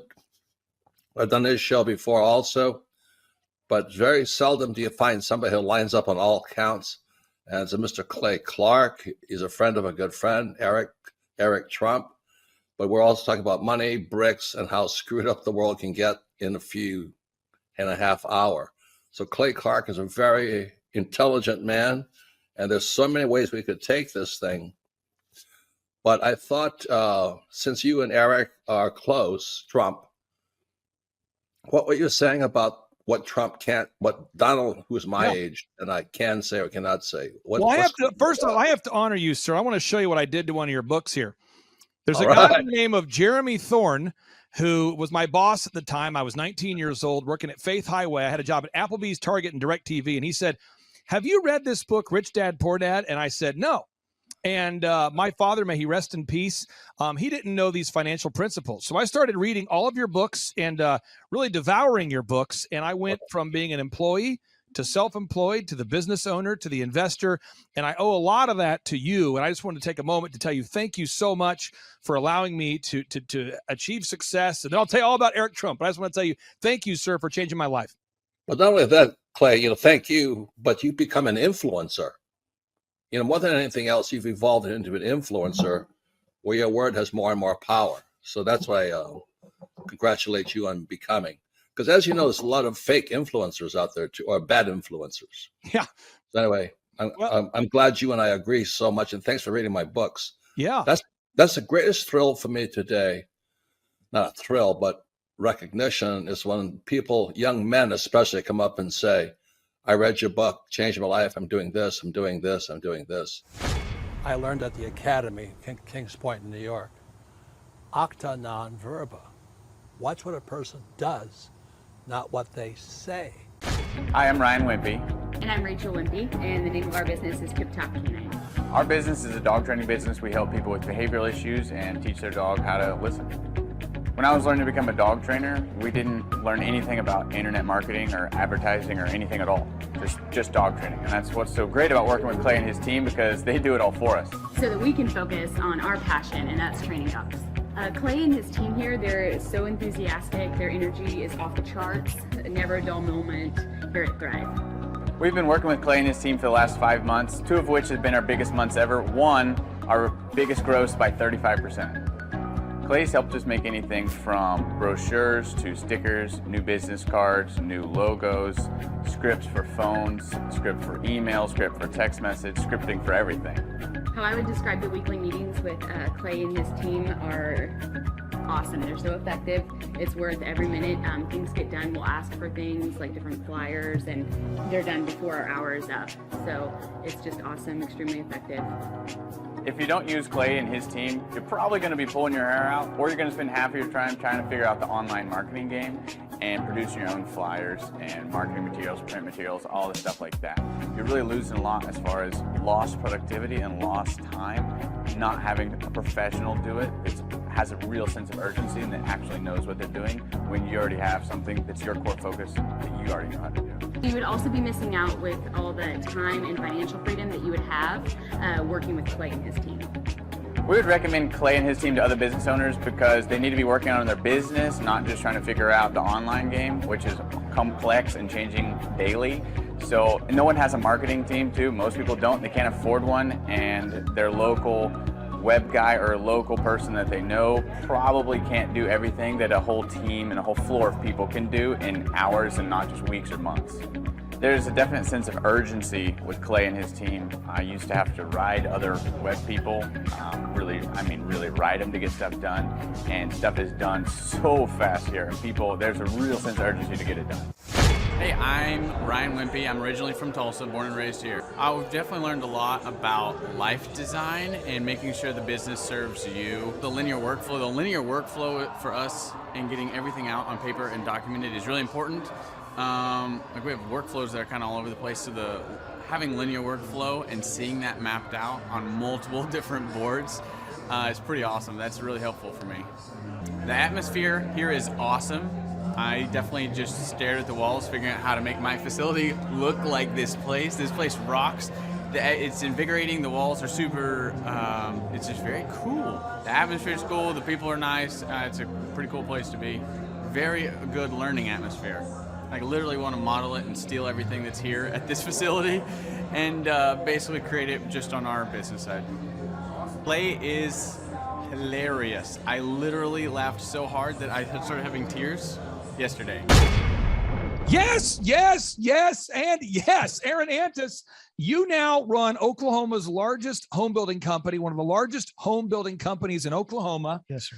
I'm now an entrepreneur with multiple different businesses, and both of us, we both read this little book called Rich Dad, Poor Dad. Oh, yeah. 20 some odd years ago, and it changed our lives. You were in Michigan. I was living in my mom's basement True in story. Michigan, completely buried in debt, had no sight of how to get out, no college education, flunked out of college. And I was at an Oral Roberts University dorm room, had no idea how to achieve success. And I read this thing called the cash flow quadrant. It said we have to become a great employee, and then we have to become self-employed.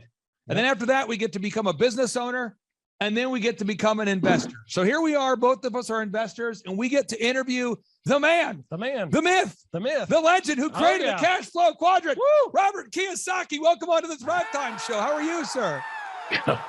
Boy, you guys are already pumped up. I moved to Oklahoma. Anyway, thank you for the kind words. At my old age, to have young people like you saying the book changed their lives is probably the biggest spiritual juice I get. You know, it's because brother, it changed my life. My life. I probably purchased conservatively 1,000 copies of your book, given it to folks. And so I wanted to tap into your wisdom on part one about the cash flow quadrant, because we have a lot of people listening to the show that will become the future generation of entrepreneurs, if we can save capitalism in America. Sir, can you walk us through the cash flow quadrant? And I think it's embroidered on the chair behind you. Sure, it's right there. There it is. Yeah. Oh yeah. But this is my etching of it. And E stands for employee. S stands for self-employed, small business, or a specialist like a doctor or a lawyer. It also stands for smart person. And then B stands for big business, according to the Internal Revenue Service. It's 500 employees or more. But B also stands for brand, like McDonald's is a brand. And brands are very, very valuable assets.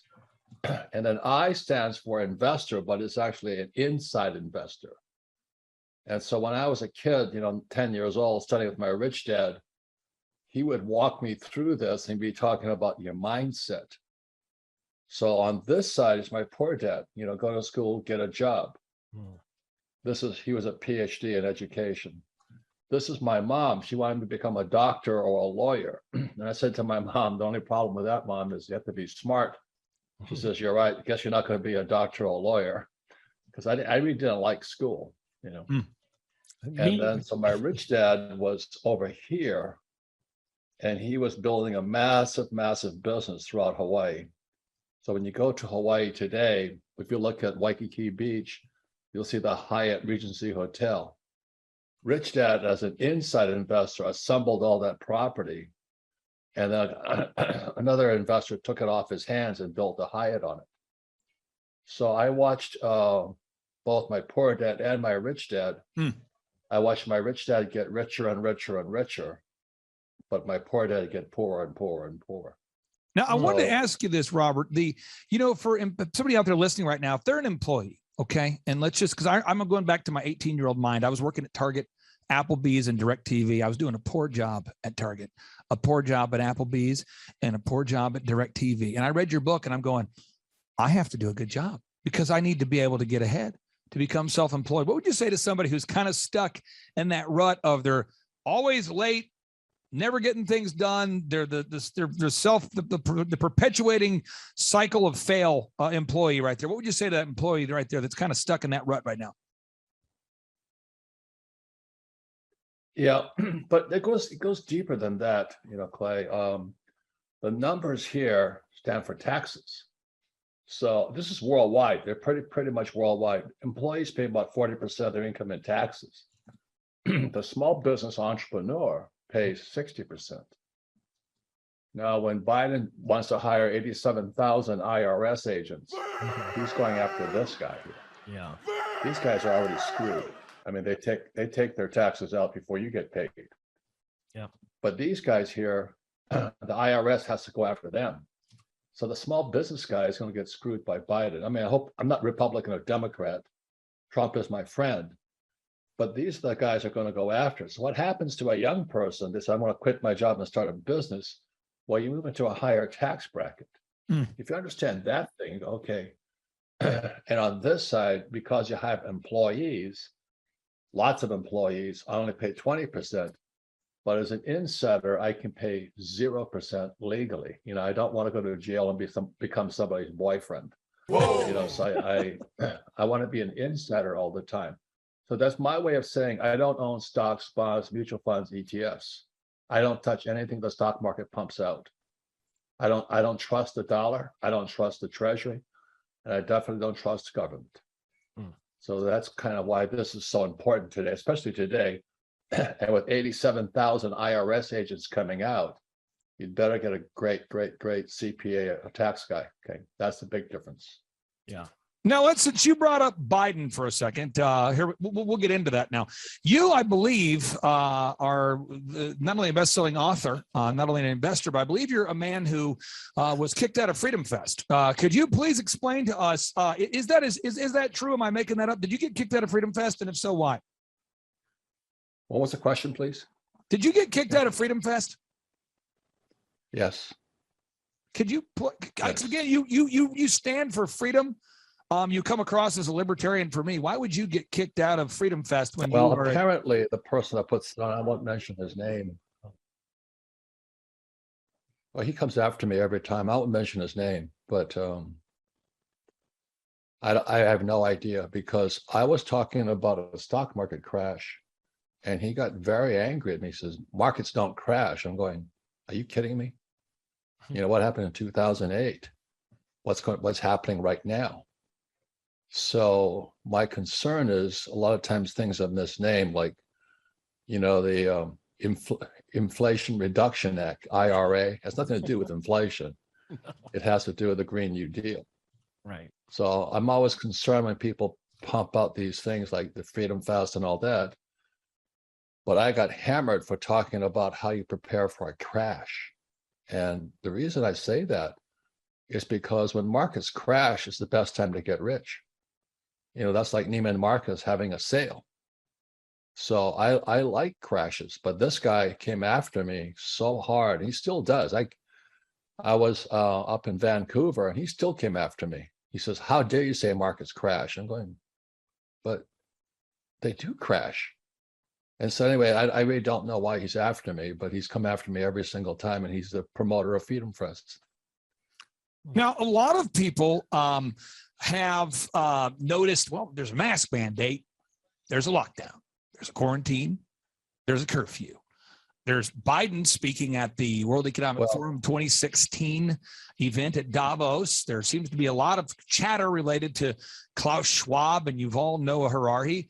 And now people who have chosen not to talk about it or think about it, the Great Reset is here, and it's impacting everybody in some way, shape, or form. Could you comment on what the Great Reset is and how it is impacting American business? Well, the Great Reset is the collapse of the dollar, the fiat money system.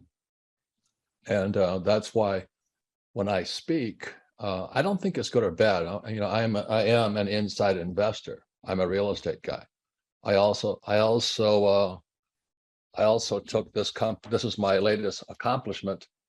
It's I took this company public on the New York Stock Exchange. I've taken 3 companies public on Toronto Stock Exchange, but this is my first New York Stock Exchange, and it's the richest gold mine in America. And so I do practice what I teach. But the reason I'm into gold is because the Great Reset will be the collapse of the dollar system. And that started back in 1971 when Nixon took the dollar off the gold standard. And in 1971, I was in Vietnam. I was a Marine helicopter gunship pilot. And I'm going, what the heck does this mean? We're off the gold standard. And I had no idea. So because we don't teach money at school, and my co-pilot and I flew behind enemy lines to look for gold, proving Marines aren't the brightest guys on earth, you know. Yeah. Well, I'm sitting there looking for gold from a gold mine, and this little Vietnamese woman with red teeth, they always chew betel nuts. And I was trying to get a discount on gold. So gold was 35 an ounce in 71. And by the time I got there, it was $50 an ounce. And so I tried to get a discount because, behind enemy line discounts. And she looked at me and laughed her ass off. Just smiled with the red teeth. She says, spot. I said, what the hell, spot? I got a spot on my shirt or something? She didn't speak English. I didn't speak Vietnamese. But then I realized gold is international money. Gold is real money. And ever since then, I became a gold bug, which is why I'm very happy to take this company public. I'll give you the name of it. I wouldn't invest in it. It's called ODV. You have to do your research on it, but it's the richest gold mine in America. It's 140 years old. And it was just sitting there in Provo, Utah. So there's opportunities everywhere, but I want to be this kind of investor. I don't want stocks, bonds, mutual funds, ETFs that I don't own. Robert, the name of your gold mine is what now? What's the name of the gold mine investment company? They call it the Trixie Mine, but the call sign is ODV. Just check it out. The reason it's important because the guy who put it together is a Canadian. And I spent a lot of time in Canada and Vancouver putting gold deals together because I'm an entrepreneur. And this guy found this gold mine 140 years old, and he used technology. He looked at it and he got 140 years of records from these old gold miners, the guys with the burro and the pick. And he took all their records and he digitalized it. Wow. I'm going, how'd you do that? That guy's really smart, obviously. But he digitalized it. And then once it was digitalized, he could put it into pictures. And he was going through the records, digitalizing all the records of these gold miners from 140 years ago in Utah. Yeah. And it says, oh my God, they missed the vein. I went, what? He says they missed the vein. And so that's why the Trixie Mine, or ODV, is now the richest gold mine in America. It was sitting there. It was sitting there empty. So there's opportunities everywhere, I'm saying, Wow. Now, I have two quick questions for you, and then I'm going to go to Aaron here. As it relates to the value of gold, the price of an ounce of gold in 1971 was approximately $40 an ounce. In 1991, it was $360 an ounce. Then you move on to 2011, it's $1,500 an ounce. Now we'll call it $1,800 an ounce. And I think a lot of people want to hear from you right now. On a scale of 1 to 10, if 10 is like you are very concerned about the collapse of the dollar, like if 10 is you are sounding the alarm, you're very worried, and a 1 is you're not concerned at all about the collapse of the dollar. How concerned are you about the collapse of the U.S. dollar, sir? I'm very concerned. And it's more than just the U.S. There's a thing called the BRICS nations. BRICS stands for Brazil, Russia, India, China, South Africa. And what happened in 2021, I believe, when we abandoned Afghanistan, on that day, Saudi Arabia shifted allegiances from America, trading in dollars, petrodollars. Saudi Arabia switched sides to China and Russia. It's the end of the dollar system. So the end is near for the US dollar, and my concern is it's going to wipe out stocks, bonds, mutual funds, ETFs. Just for my generation, the boomer generation, we're in serious trouble because the only reason our stocks, bonds, mutual funds are up is because the Fed and the Treasury just kept printing more and more money. Instead of fixing the problem from 2008, they just kept printing more money. And it's about to come to an end. So that's why when I say to people, buy gold, silver, and Bitcoin, you want to stay in what I call real assets, tangible assets. That's my opinion. Most people say buy US Treasuries. That's Harry Dent. I wouldn't trust anything printed by the US government, but that's me. I don't like anything that can be printed. Now, the BRICS nations, again, to repeat for everybody who's hearing this for the first time, you might hear about the BRICS nations. That's Brazil, Russia, India, China, Africa. Those comprise roughly 41% of the Earth's population, and they are teaming up together to unseat the US dollar as the world's reserve currency. And now you have Egypt, Saudi Arabia, Mexico, Nigeria, Venezuela, Algeria, Turkey, and Argentina all teaming up to unseat the US dollar as the world's US. You're on it, man. You're on it. You're on it. Everybody listen to this guy. He knows what he's talking about. You have the macro picture. Very few people have that point of view. So if let's just say that the US dollar becomes no longer the world's reserve currency, what will happen to the value of the dollar, sir? Well, I think you were touching on it before. There was this guy, Klaus Schwab, and the Great Reset. And the Great Reset will be the collapse of the dollar. And what's happened with China, China's putting in the Belt and Road project. 90% of the population is going to be dealing in Chinese yuan, not US dollars. Right. And America is, I hate to say that, the Fed is pretty corrupt. You know, everybody says, "Oh, don't fight the Fed, trust the Fed," and all that stuff. I don't trust them at all. I don't trust anything that can be printed. But that's why I tell the story of being a Marine pilot, flying behind enemy lines with my helicopter, and finding out what goal was. This is 1972. I'm going, holy mackerel! Why don't we teach this at school?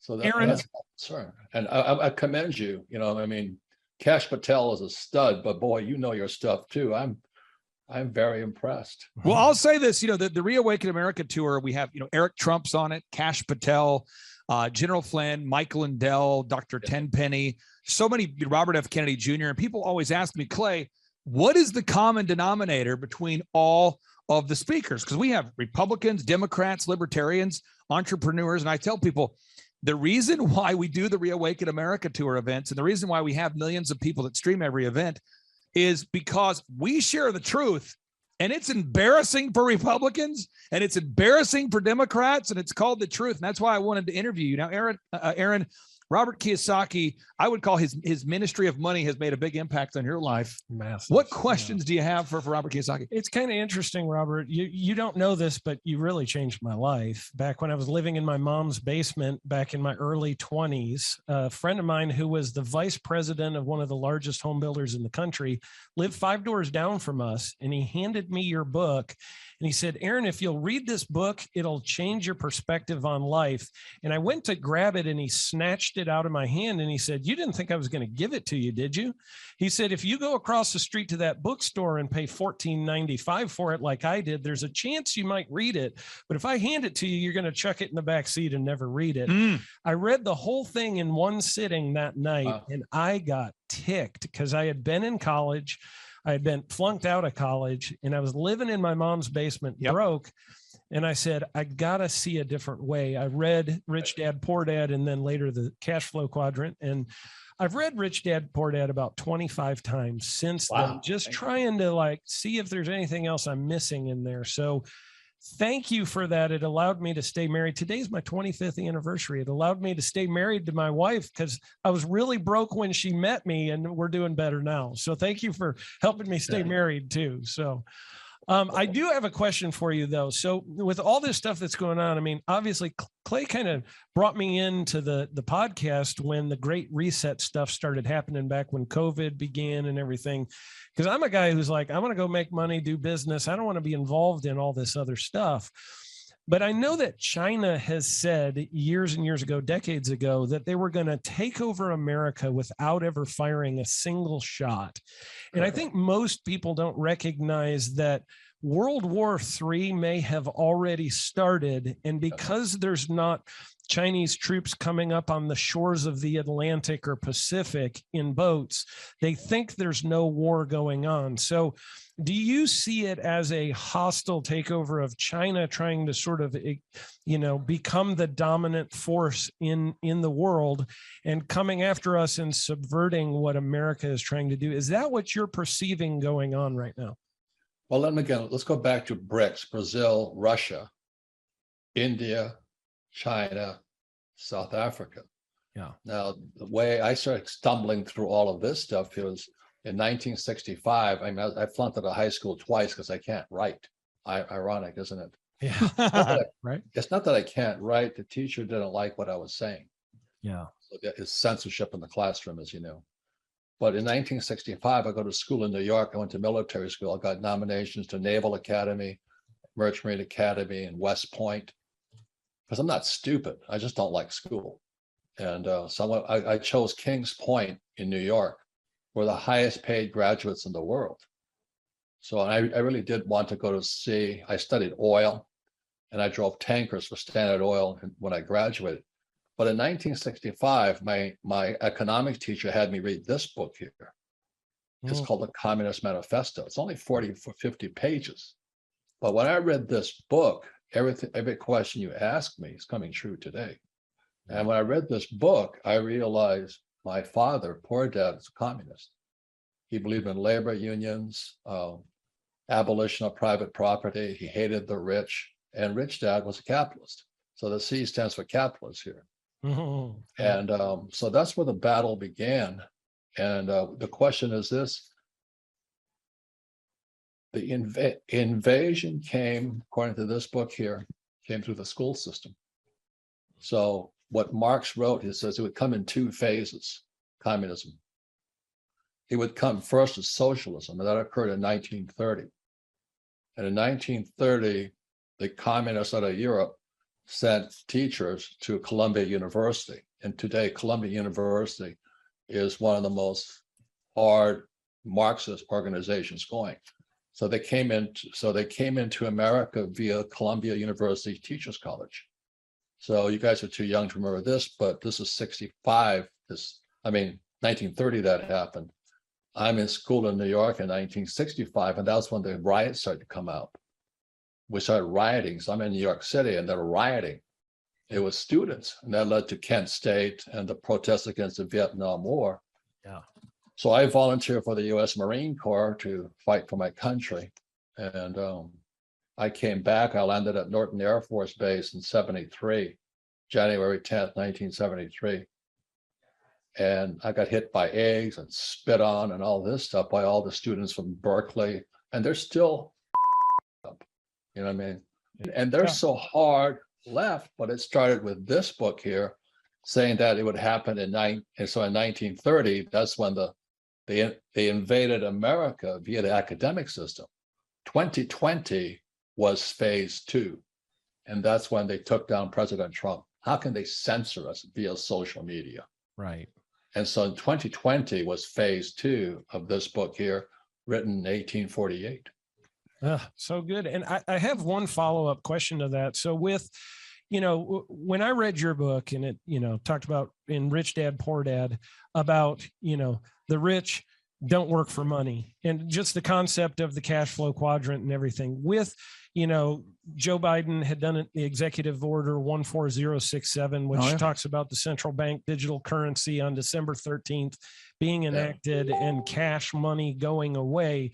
The principles that are taught in the cash flow quadrant, are those principles rolling forward into a digital currency environment we find ourselves in? And if the American dollar goes to the bottom of the heap, as I think, could be happening and the markets crash, do the principles in the cash flow quadrant still hold true moving forward into that America that the Democratic Party, or really the Communist Party, seems hell bent on carrying us into? Whoever's the president right now, and I just assume that's the person writing everything on the teleprompter for Biden, whoever that person is that in that America, do those principles still hold true in the coming days? That's a tough question, but obviously Biden is a communist. Right. Do you know what I mean? Look at it's not what he says, it's what is he doing. Right. I went at the academy, and military officers in the Marine Corps, we're taught to watch what a person does, not what they say, or actions speak louder than words. And look at his actions. He opens the border wide open. He takes us out of Afghanistan. And the day he pulled us out of Afghanistan, Saudi Arabia pledged allegiance to Russia. BRICS, Brazil, Russia, India, China, South Africa. So the day Biden pulled us out of Afghanistan, Saudi Arabia shifted the petrodollar from the US dollar to the yuan. Right. We got screwed by Biden big time. Oh, Just watch what he does, not what he says. So he doesn't say anything anyway. So why bother, you know? Yeah. And that picture you had of him giving that speech with the red behind of him and 2 Marines, that was disgusting. As a US Marine, I would not stand there. Yeah. And I would not stand there for that man or Kamala. They're communists, as far as I'm concerned. Yes, I watch what they do, not what they say. Yeah. Now, I'm going to go into a rapid fire 90-mile-an-hour question bonanza here because you have lowered your standards one time to be on the show. So I'm excited about it. I got you on the show one time, so I got to go for it. Here we go. You wrote in one of your books, you said confidence comes from discipline and training. I wrote that down, put it in my journal. I thought, I'm going to do that. So every morning I like to wake up at 3 a.m. I go to bed at 9 p.m. I've been doing that for 21 years. That really helps me to understand that confidence comes from discipline and training. You don't just have confidence. You have to have discipline and training to earn that confidence. What would you say to any of the listeners out there that are maybe not structured, they're not organized, thus they don't have confidence, and they want to become more disciplined or more organized and get that confidence? What would you say to the listeners out there? Well, it's crucial. I mean, I've had my challenges with my discipline myself a lot. You know, I mean, I'm very open about it. I was court-martialed twice because I had disciplinary problems, and so I've had my challenges, which is the best thing because when you make a mistake, you have a chance to correct. So the U.S. Marine Corps did a lot of good for me because I'm a lieutenant, and my roommate and I were both lieutenants on this carrier in Vietnam, and he went on to become a lieutenant general. And today he's a congressman from Michigan, and I got kicked out as a lieutenant. So, but we're still the best of friends. But that's what the Marines say, Semper Fi. We're always the best of friends. We're loyal to each other, but we all go about different paths. So discipline and all that is good.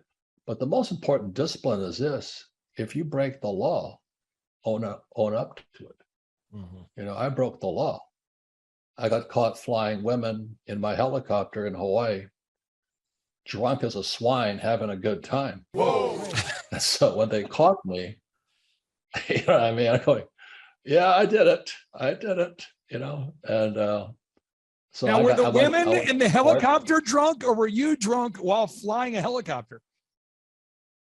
Well, I was talking to this young woman. She says, "If you ever had a DUI?" I said, "No, I've had an FUI, flying under the influence."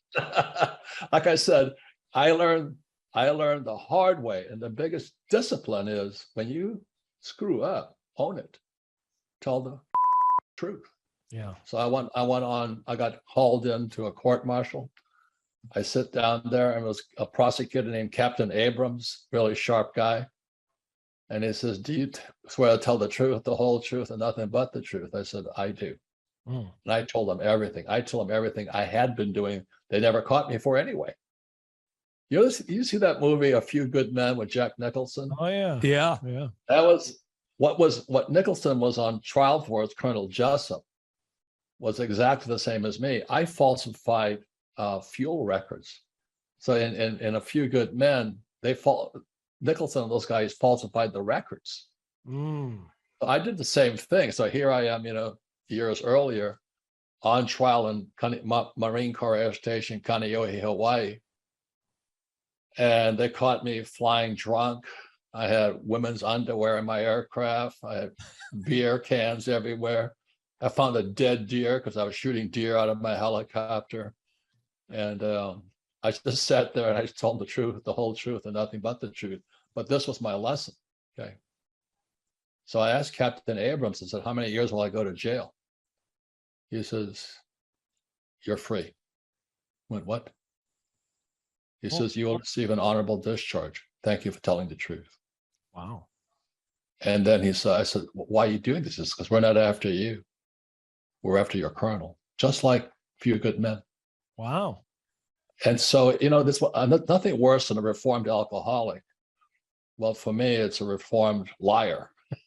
So I would rather tell you guys the truth than pretend, because screwing up and correcting off of it is the best thing. That's how we learn. So, a baby learns to walk by falling down. Right. You learn to ride a bicycle by falling off. And you learn to be a human being by making mistakes. And so that's why academics doesn't work, because they punish you for making mistakes. Right. So that's why guys like Clinton, who says, I didn't have sex with that woman. Well, because he didn't define what sex was.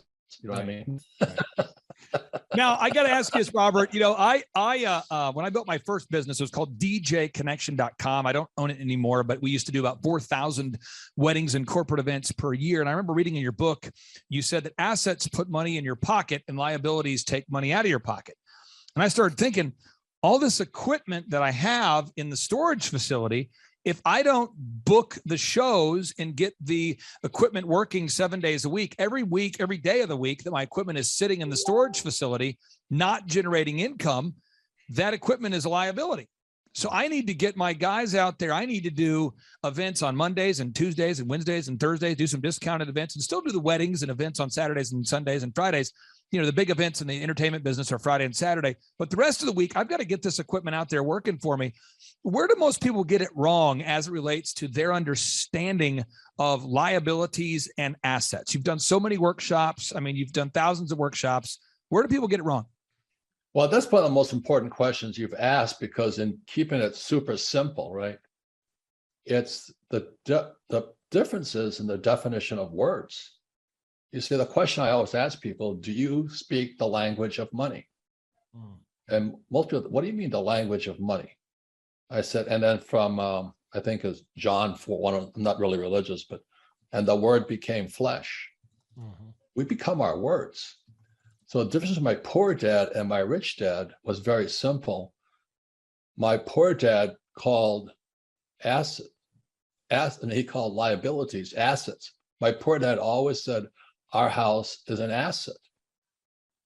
And my rich dad said, your father may be a PhD, but he's calling liabilities assets.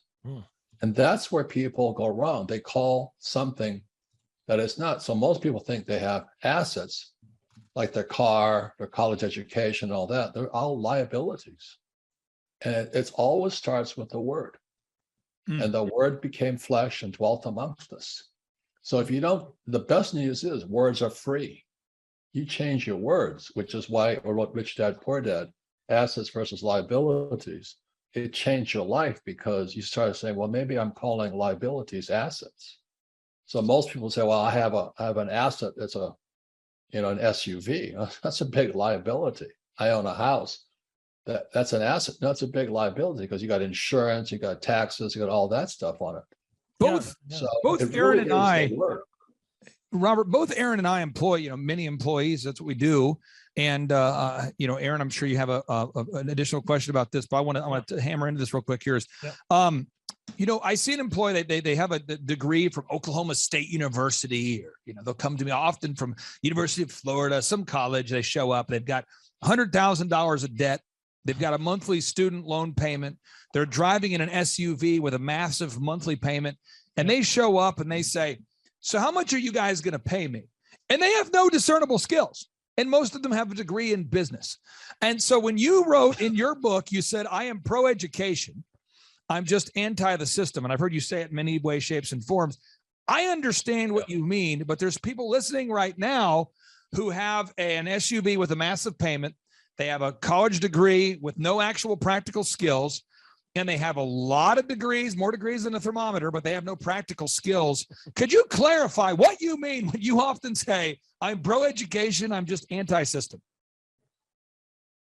Well, it goes back again to the question I always ask is, what does school teach you about money? And for most people, it's nothing. The next question is, do you think that's a mistake? I mean, do you think that's a mistake, or is it intentional? So that's why, I talk about my book, Capitalist Manifesto, this book here. And this is a book I wrote this year. And it's in response to the Communist Manifesto. But listen to this, okay, is we were warned. I'll say it again, in the Communist Manifesto by Marx, he said communism would come in 2 stages. Stage 1 was 1930, when Columbia University was taken over by communists and still is communist today. Dennis Prager, he calls Columbia one of the worst places you can go to. And then, so in this book here, Capitalist Manifesto, it says, we were warned. He says, this is from Nikita Khrushchev, 1959. He says, your children's children will live under communism. You Americans are so gullible. No, you won't accept communism outright, but we will keep feeding you small doses of socialism. And that's through our schools until you finally wake up and find you already have communism. Right. We will not have to fight you. We will so weaken your economy until you fall like overripe fruit into our hands. Nikita Khrushchev, 1959. This book is nothing but quotes from Stalin, from Marx, from all these guys.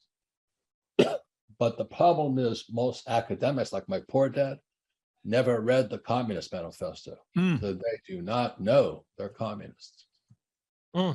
So good. Aaron. I had a question about, you had a quote where you said that, you really all you need for success, and I'm paraphrasing, but really all you need for success is simple math skills and some common sense. There we go. And so, when my wife and I actually taking that last quote you just used, my wife and I basically homeschooled our kids.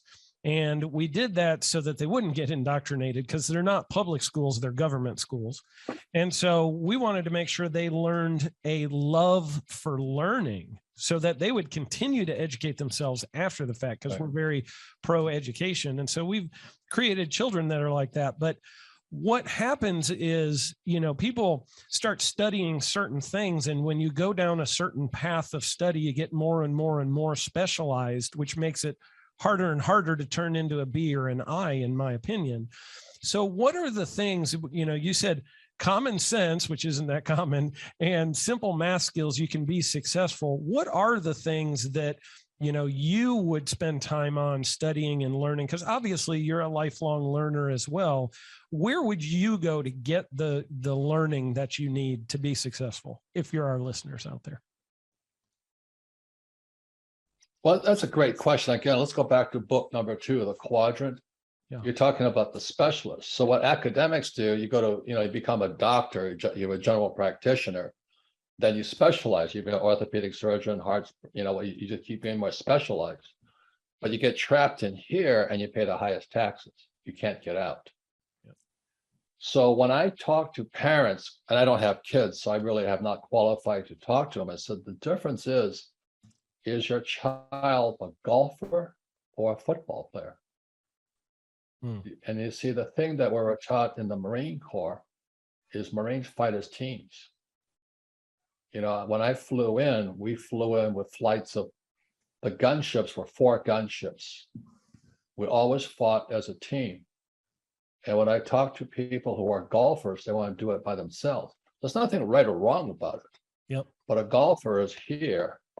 Yeah. And a team player is out here. So I'm not the smartest guy, but I hire very smart specialists. I employ these guys. My tax guy, he wrote the book Tax Free Wealth. He's Tom Wheelwright. I don't pay taxes, and I don't want to become an accountant. I just call Tom up, and that's he's a specialist here. He's the golfer. He's actually a triathlete, which is even more nuts. But anyway, yeah. But he's a great team player. And so in school, being a team player means you're cheating. I was very cooperative in school. C stands for capitalist, cooperative, all that stuff. But in school, they want you to take the test on your own. Yeah. So this is my. I asked my accountant to write this book. It's called Tax Free Wealth. Oh, because as I said, 87,500 IRS agents are coming after this guy here. Right. And then why are they going to pick on this guy? Because they can't afford to fight the government. For me to fight the tax man, I have to have good accountants and attorneys. Right. So these guys here are not going to be touched, but the 87,000 IRS agents are going after this person, all the small business owners. Robert, That's what's happening today. Yeah, a lot of people that listen to our show, previous to this whole Great Reset nonsense, we were #1 on iTunes 6 different times. And so we would interview folks like, Damon John or Wolfgang Puck, and they would hop on the show. We'd talk about business. And so a lot of our listeners have avoided talking about anything related to the Great Reset. And recently, many of them have texted me, which caused me to reach out to you, because they texted me and they said, dude, Robert Kiyosaki just talked about the Great Reset on his show. And they said, dude, Robert Kiyosaki's talked about the Great Reset on like 10 of the past 40 shows. And so I'm going to cue up this little audio clip here. This is Klaus Schwab, who I didn't vote for. I don't believe anybody that we know voted for him, because he's not elected. He's the head of the World Economic Forum. And in 1971, the World Economic Forum was founded by Klaus Schwab per the recommendation of Henry Kissinger. And in 1971, America got off the gold standard per the recommendation of Henry Kissinger to Richard Nixon. A lot of weird stuff happened in 1971, but this is Klaus Schwab. Let me hit play here. With all the current issues on our agenda, we tend to forget that we are in the midst of the fourth industrial revolution, which accelerates global change in much more comprehensive and faster ways. So, Robert, many people don't know the Great Reset is even happening, yet it is impacting virtually every aspect of everyone's life. Could you explain the pressures, the factors that you see attacking the U.S. dollar, just so that our listeners can understand from your perspective, what are the pressures that you see coming against the U.S. dollar right now? Well, I think you all got to it pretty quickly. You said in 1971, Klaus Schwab popped up. But that was the same year Nixon took the dollar off the gold standard. And in 72, I was flying behind enemy lines in Vietnam looking for gold. And then I realized that the way they're going to get us in many different ways, they're going to get us through disease. And so I've had COVID, so I know it's real. I just don't know why they're censoring us about it. That's what I don't understand. And but I can't believe then they take they censor Donald Trump, and he's a very good friend of mine. He's a good man. We've written 2 books together, and he's a very, very good man. So again, it goes back to 1971 was Klaus Schwab. 1971 was Tricky Dick Nixon taking the dollar off the gold standard. And today we have the BRICS, Brazil, Russia, India, China, Saudi Arabia, South Africa. And that's what happened in 2020 was when we lost Afghanistan. Exactly at the same time, Saudi Arabia pledged allegiance to China and Russia. And that's oil. And the reason I can speak about oil with some degree of authority is I went to the Merchant Marine Academy in New York. My major was oil. So I don't own oil stocks. I don't own Exxon or BP. I own the oil wells. And I own the oil in the ground. And this is the difference. So when Biden took the XL pipeline off, canceled it, the rich got richer, because I was selling oil back then at $30 a barrel and immediately went to $130 a barrel. So I went to $130 a barrel, the rich got richer. I never made so much money, and most of it's tax-free. They don't tell you that because it's oil. But unfortunately, mom and pop, the middle class, got destroyed when oil went up. The poor will always be poor. I hate to say this, but unless a poor person really wants to do something, they stay poor. But what happened when Biden took the Exxon pipeline and XL pipeline offline, shut it down, as you guys from Oklahoma know, because I own a lot of oil wells in Oklahoma, the middle class was toasted. He's screwed. Again, is what does the guy do, not what he says. Yeah. So when he took oil offline, meaning basically shut it down, the middle class went poor. So we have the rich getting richer, the poor remain poor, but today the middle class is getting poorer. And that's the great reset starting to come about. But again, it goes back to, as you guys talked about, in 71, Nixon took the dollar off the gold standard, but 71 was the rise of Klaus Schwab. Was that an accident? I don't think so. Do you see a way back to the gold standard for our nation? We keep getting asked this question a lot, and there's a lot of people who have said, well, you know, if Trump gets elected for the third time in a row and gets into office this time, then, you know, maybe there's a way to get America back on the gold standard. And if not, what do you see as a way, you know, if Robert Kiyosaki was elected as the president of the United States in 2024, how do we fix this system? Because we're headed towards communism, and capitalism is really the system under which America receives a lot more blessing, it feels like. So what do you see as happening there? Well, the question, when people ask me the same question, will we go on the gold standard? I ask them, well, who doesn't want us on the gold standard? And that's what Trump was trying to drain the swamp. Who doesn't want us on the gold standard? One of them is the Fed. Right. Number two are the banks like Wells Fargo, all those characters, Bank of America, and third, Wall Street. You see, who doesn't want us on the gold standard? Yeah, it's some powerful people. And so when I talk to people, I said, well, don't wait for the government to take care of you because they're already screwing us. Do you know what I mean? So if the government's always screwing us, why don't you go on your own gold standard? That's good. So that's why I tell the story of flying behind enemy lines in Vietnam to look for gold. And that's why I think I showed you this here. This is my first New York Stock Exchange. This little piece of gold here is 671 ounces per ton. It is the richest gold mine in America. It's 140 years old. It's called the Trixie Mine. I'm not trying to promote it because you got to do your own due diligence on it. It's ODV, call sign. But I'm on my own gold standard. I don't want the government to dictate that for me because they don't want me on the gold. Let's talk about your gold mine for a second and just gold in general. Okay. And I'm not making this a shameless pitch for your company because I frankly haven't researched it enough to be able to speak positively or not positively about it. All I can say is that I've looked into your career and I've benefited greatly from what you've taught me. But years ago, Robert, I met with a gentleman who owned a bank. He owns a bank. And I sat down with him and I said, I'm doing well. I'm 25, 26 years old. I'm making good money now with my entertainment company. What should I do with my money? And this is the owner of a bank.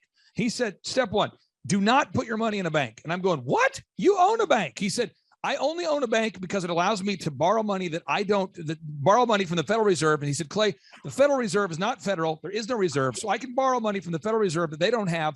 And I can lend it to people like you at a profit. But he said, you need to take a quarter of your cash and buy gold and silver, a quarter of your cash and buy land or property from emotional people that need to sell it. He says, look for people getting a divorce. When you see the clothes burning in the lawn and someone's yelling at their husband, get out of here. That's when you make an offer. He said, so buy real estate from emotional people with a quarter of your cash, buy gold and silver, and then take your other half, keep it cash on hand for your next business plan. And I thought, oh, wow. So I read The Creature from Jekyll Island. I started researching the Federal Reserve and I started going, oh, wow. So I have just been buying gold and silver consistently since that time. And I've seen the value of what I've purchased has tripled. And I've been buying real estate from emotional people who need to sell it. What would you tell people out there? What should people be doing with, let's say they have $500,000 of cash in the bank account? What sort of things or what mindset should people have with managing their cash? Well, first of all, I don't give financial advice because I'm not registered to do that, and you should listen to me anyway. But I just tell you what I do. I don't trust anything that can be printed. So if you can print it, I don't want it. So that's why I say I own oil in the ground. I don't own Exxon or BP or Shell. I own cattle because you can't print cattle. I own real estate, which I use debt for, because that's what happened in 71. the dollar came off the gold standard and dollar became debt. But I gave like a guy like Dave Ramsey, who says live debt free. That's good advice for 95% of the people. Right. But if you want to use debt, you've got to study. And most people, as you know, are too lazy. They're not going to study. So that's why, I created my cash flow board game and all this stuff. Excuse me, you got to have a financial statement. My bankers never asked me for my report card.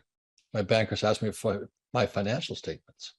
Right. And the average person has no idea what a financial statement is, because they went to school, they're PhDs like my poor dad. The school teachers are coming out of Columbia University, which Dennis Prager says is one of the worst schools in America. But meanwhile, I just kind of stay off the beaten path, and I invest in what the Fed and the government cannot print. It's that simple. So I like Wagyu cattle, not because I'm a cattle guy, but I sell the semen. And that's sperm flow, not cash flow. If the Fed could print semen, I'd be out of that business. So I only invest what they cannot print. And that's my personal strategy. Everybody should find their own strategy. I also use debt. So let's say I have an apartment house and I buy it for, let's say, 20 million. I fix it, it goes to 40 million. Most people would flip it, I got 20 and went to 40 million. Well, if you flip it, you have a tax. It's called capital gains. So what I do is I borrow out the equity. So it's like a refi. So I get a $40 million property, went from 20 to 40. And let's say I borrow 10 million out. All that debt is tax-free. Right. And the property pays for the debt, not me. And then I reinvest in other properties. I buy more breeding bulls. I always wanted to be a Japanese breeding bull, but I never made it. So anyway, I own the bull and I sell the semen and I get a percentage off the calf. Wow. Now, Robert, I'm going to pull up a final thing I wanted to do here. This is, you have a lot of people in our culture today that are passive aggressive. And then there's people like myself who are just aggressive. We have these things called the Reawaken America Tour, where your friend Kash Patel, General Flynn, Eric Trump, Mike Lindell, many great entrepreneurs are at these events. And I'm open invitation to you. We're doing these all across the country. And what we're doing is we're sharing with people the truth about what's happening. And you have my promise, I will not kick you off the stage. And I will not ever kick you off of the event, like off the lineup like Freedom Fest did to you. So if you want to join Kash, I'm telling you, we're going to Pennsylvania here. Every one of the event has what, Aaron, 4,000 to 5,000 people. They're all sold out. Yeah, up to 10,000. And we stream to millions of people. Each one, the biggest stream we've ever had was 7.1 million people streamed the Tulsa event. And the average one has about 2 million people streaming, 102 streaming partners. So open invitation.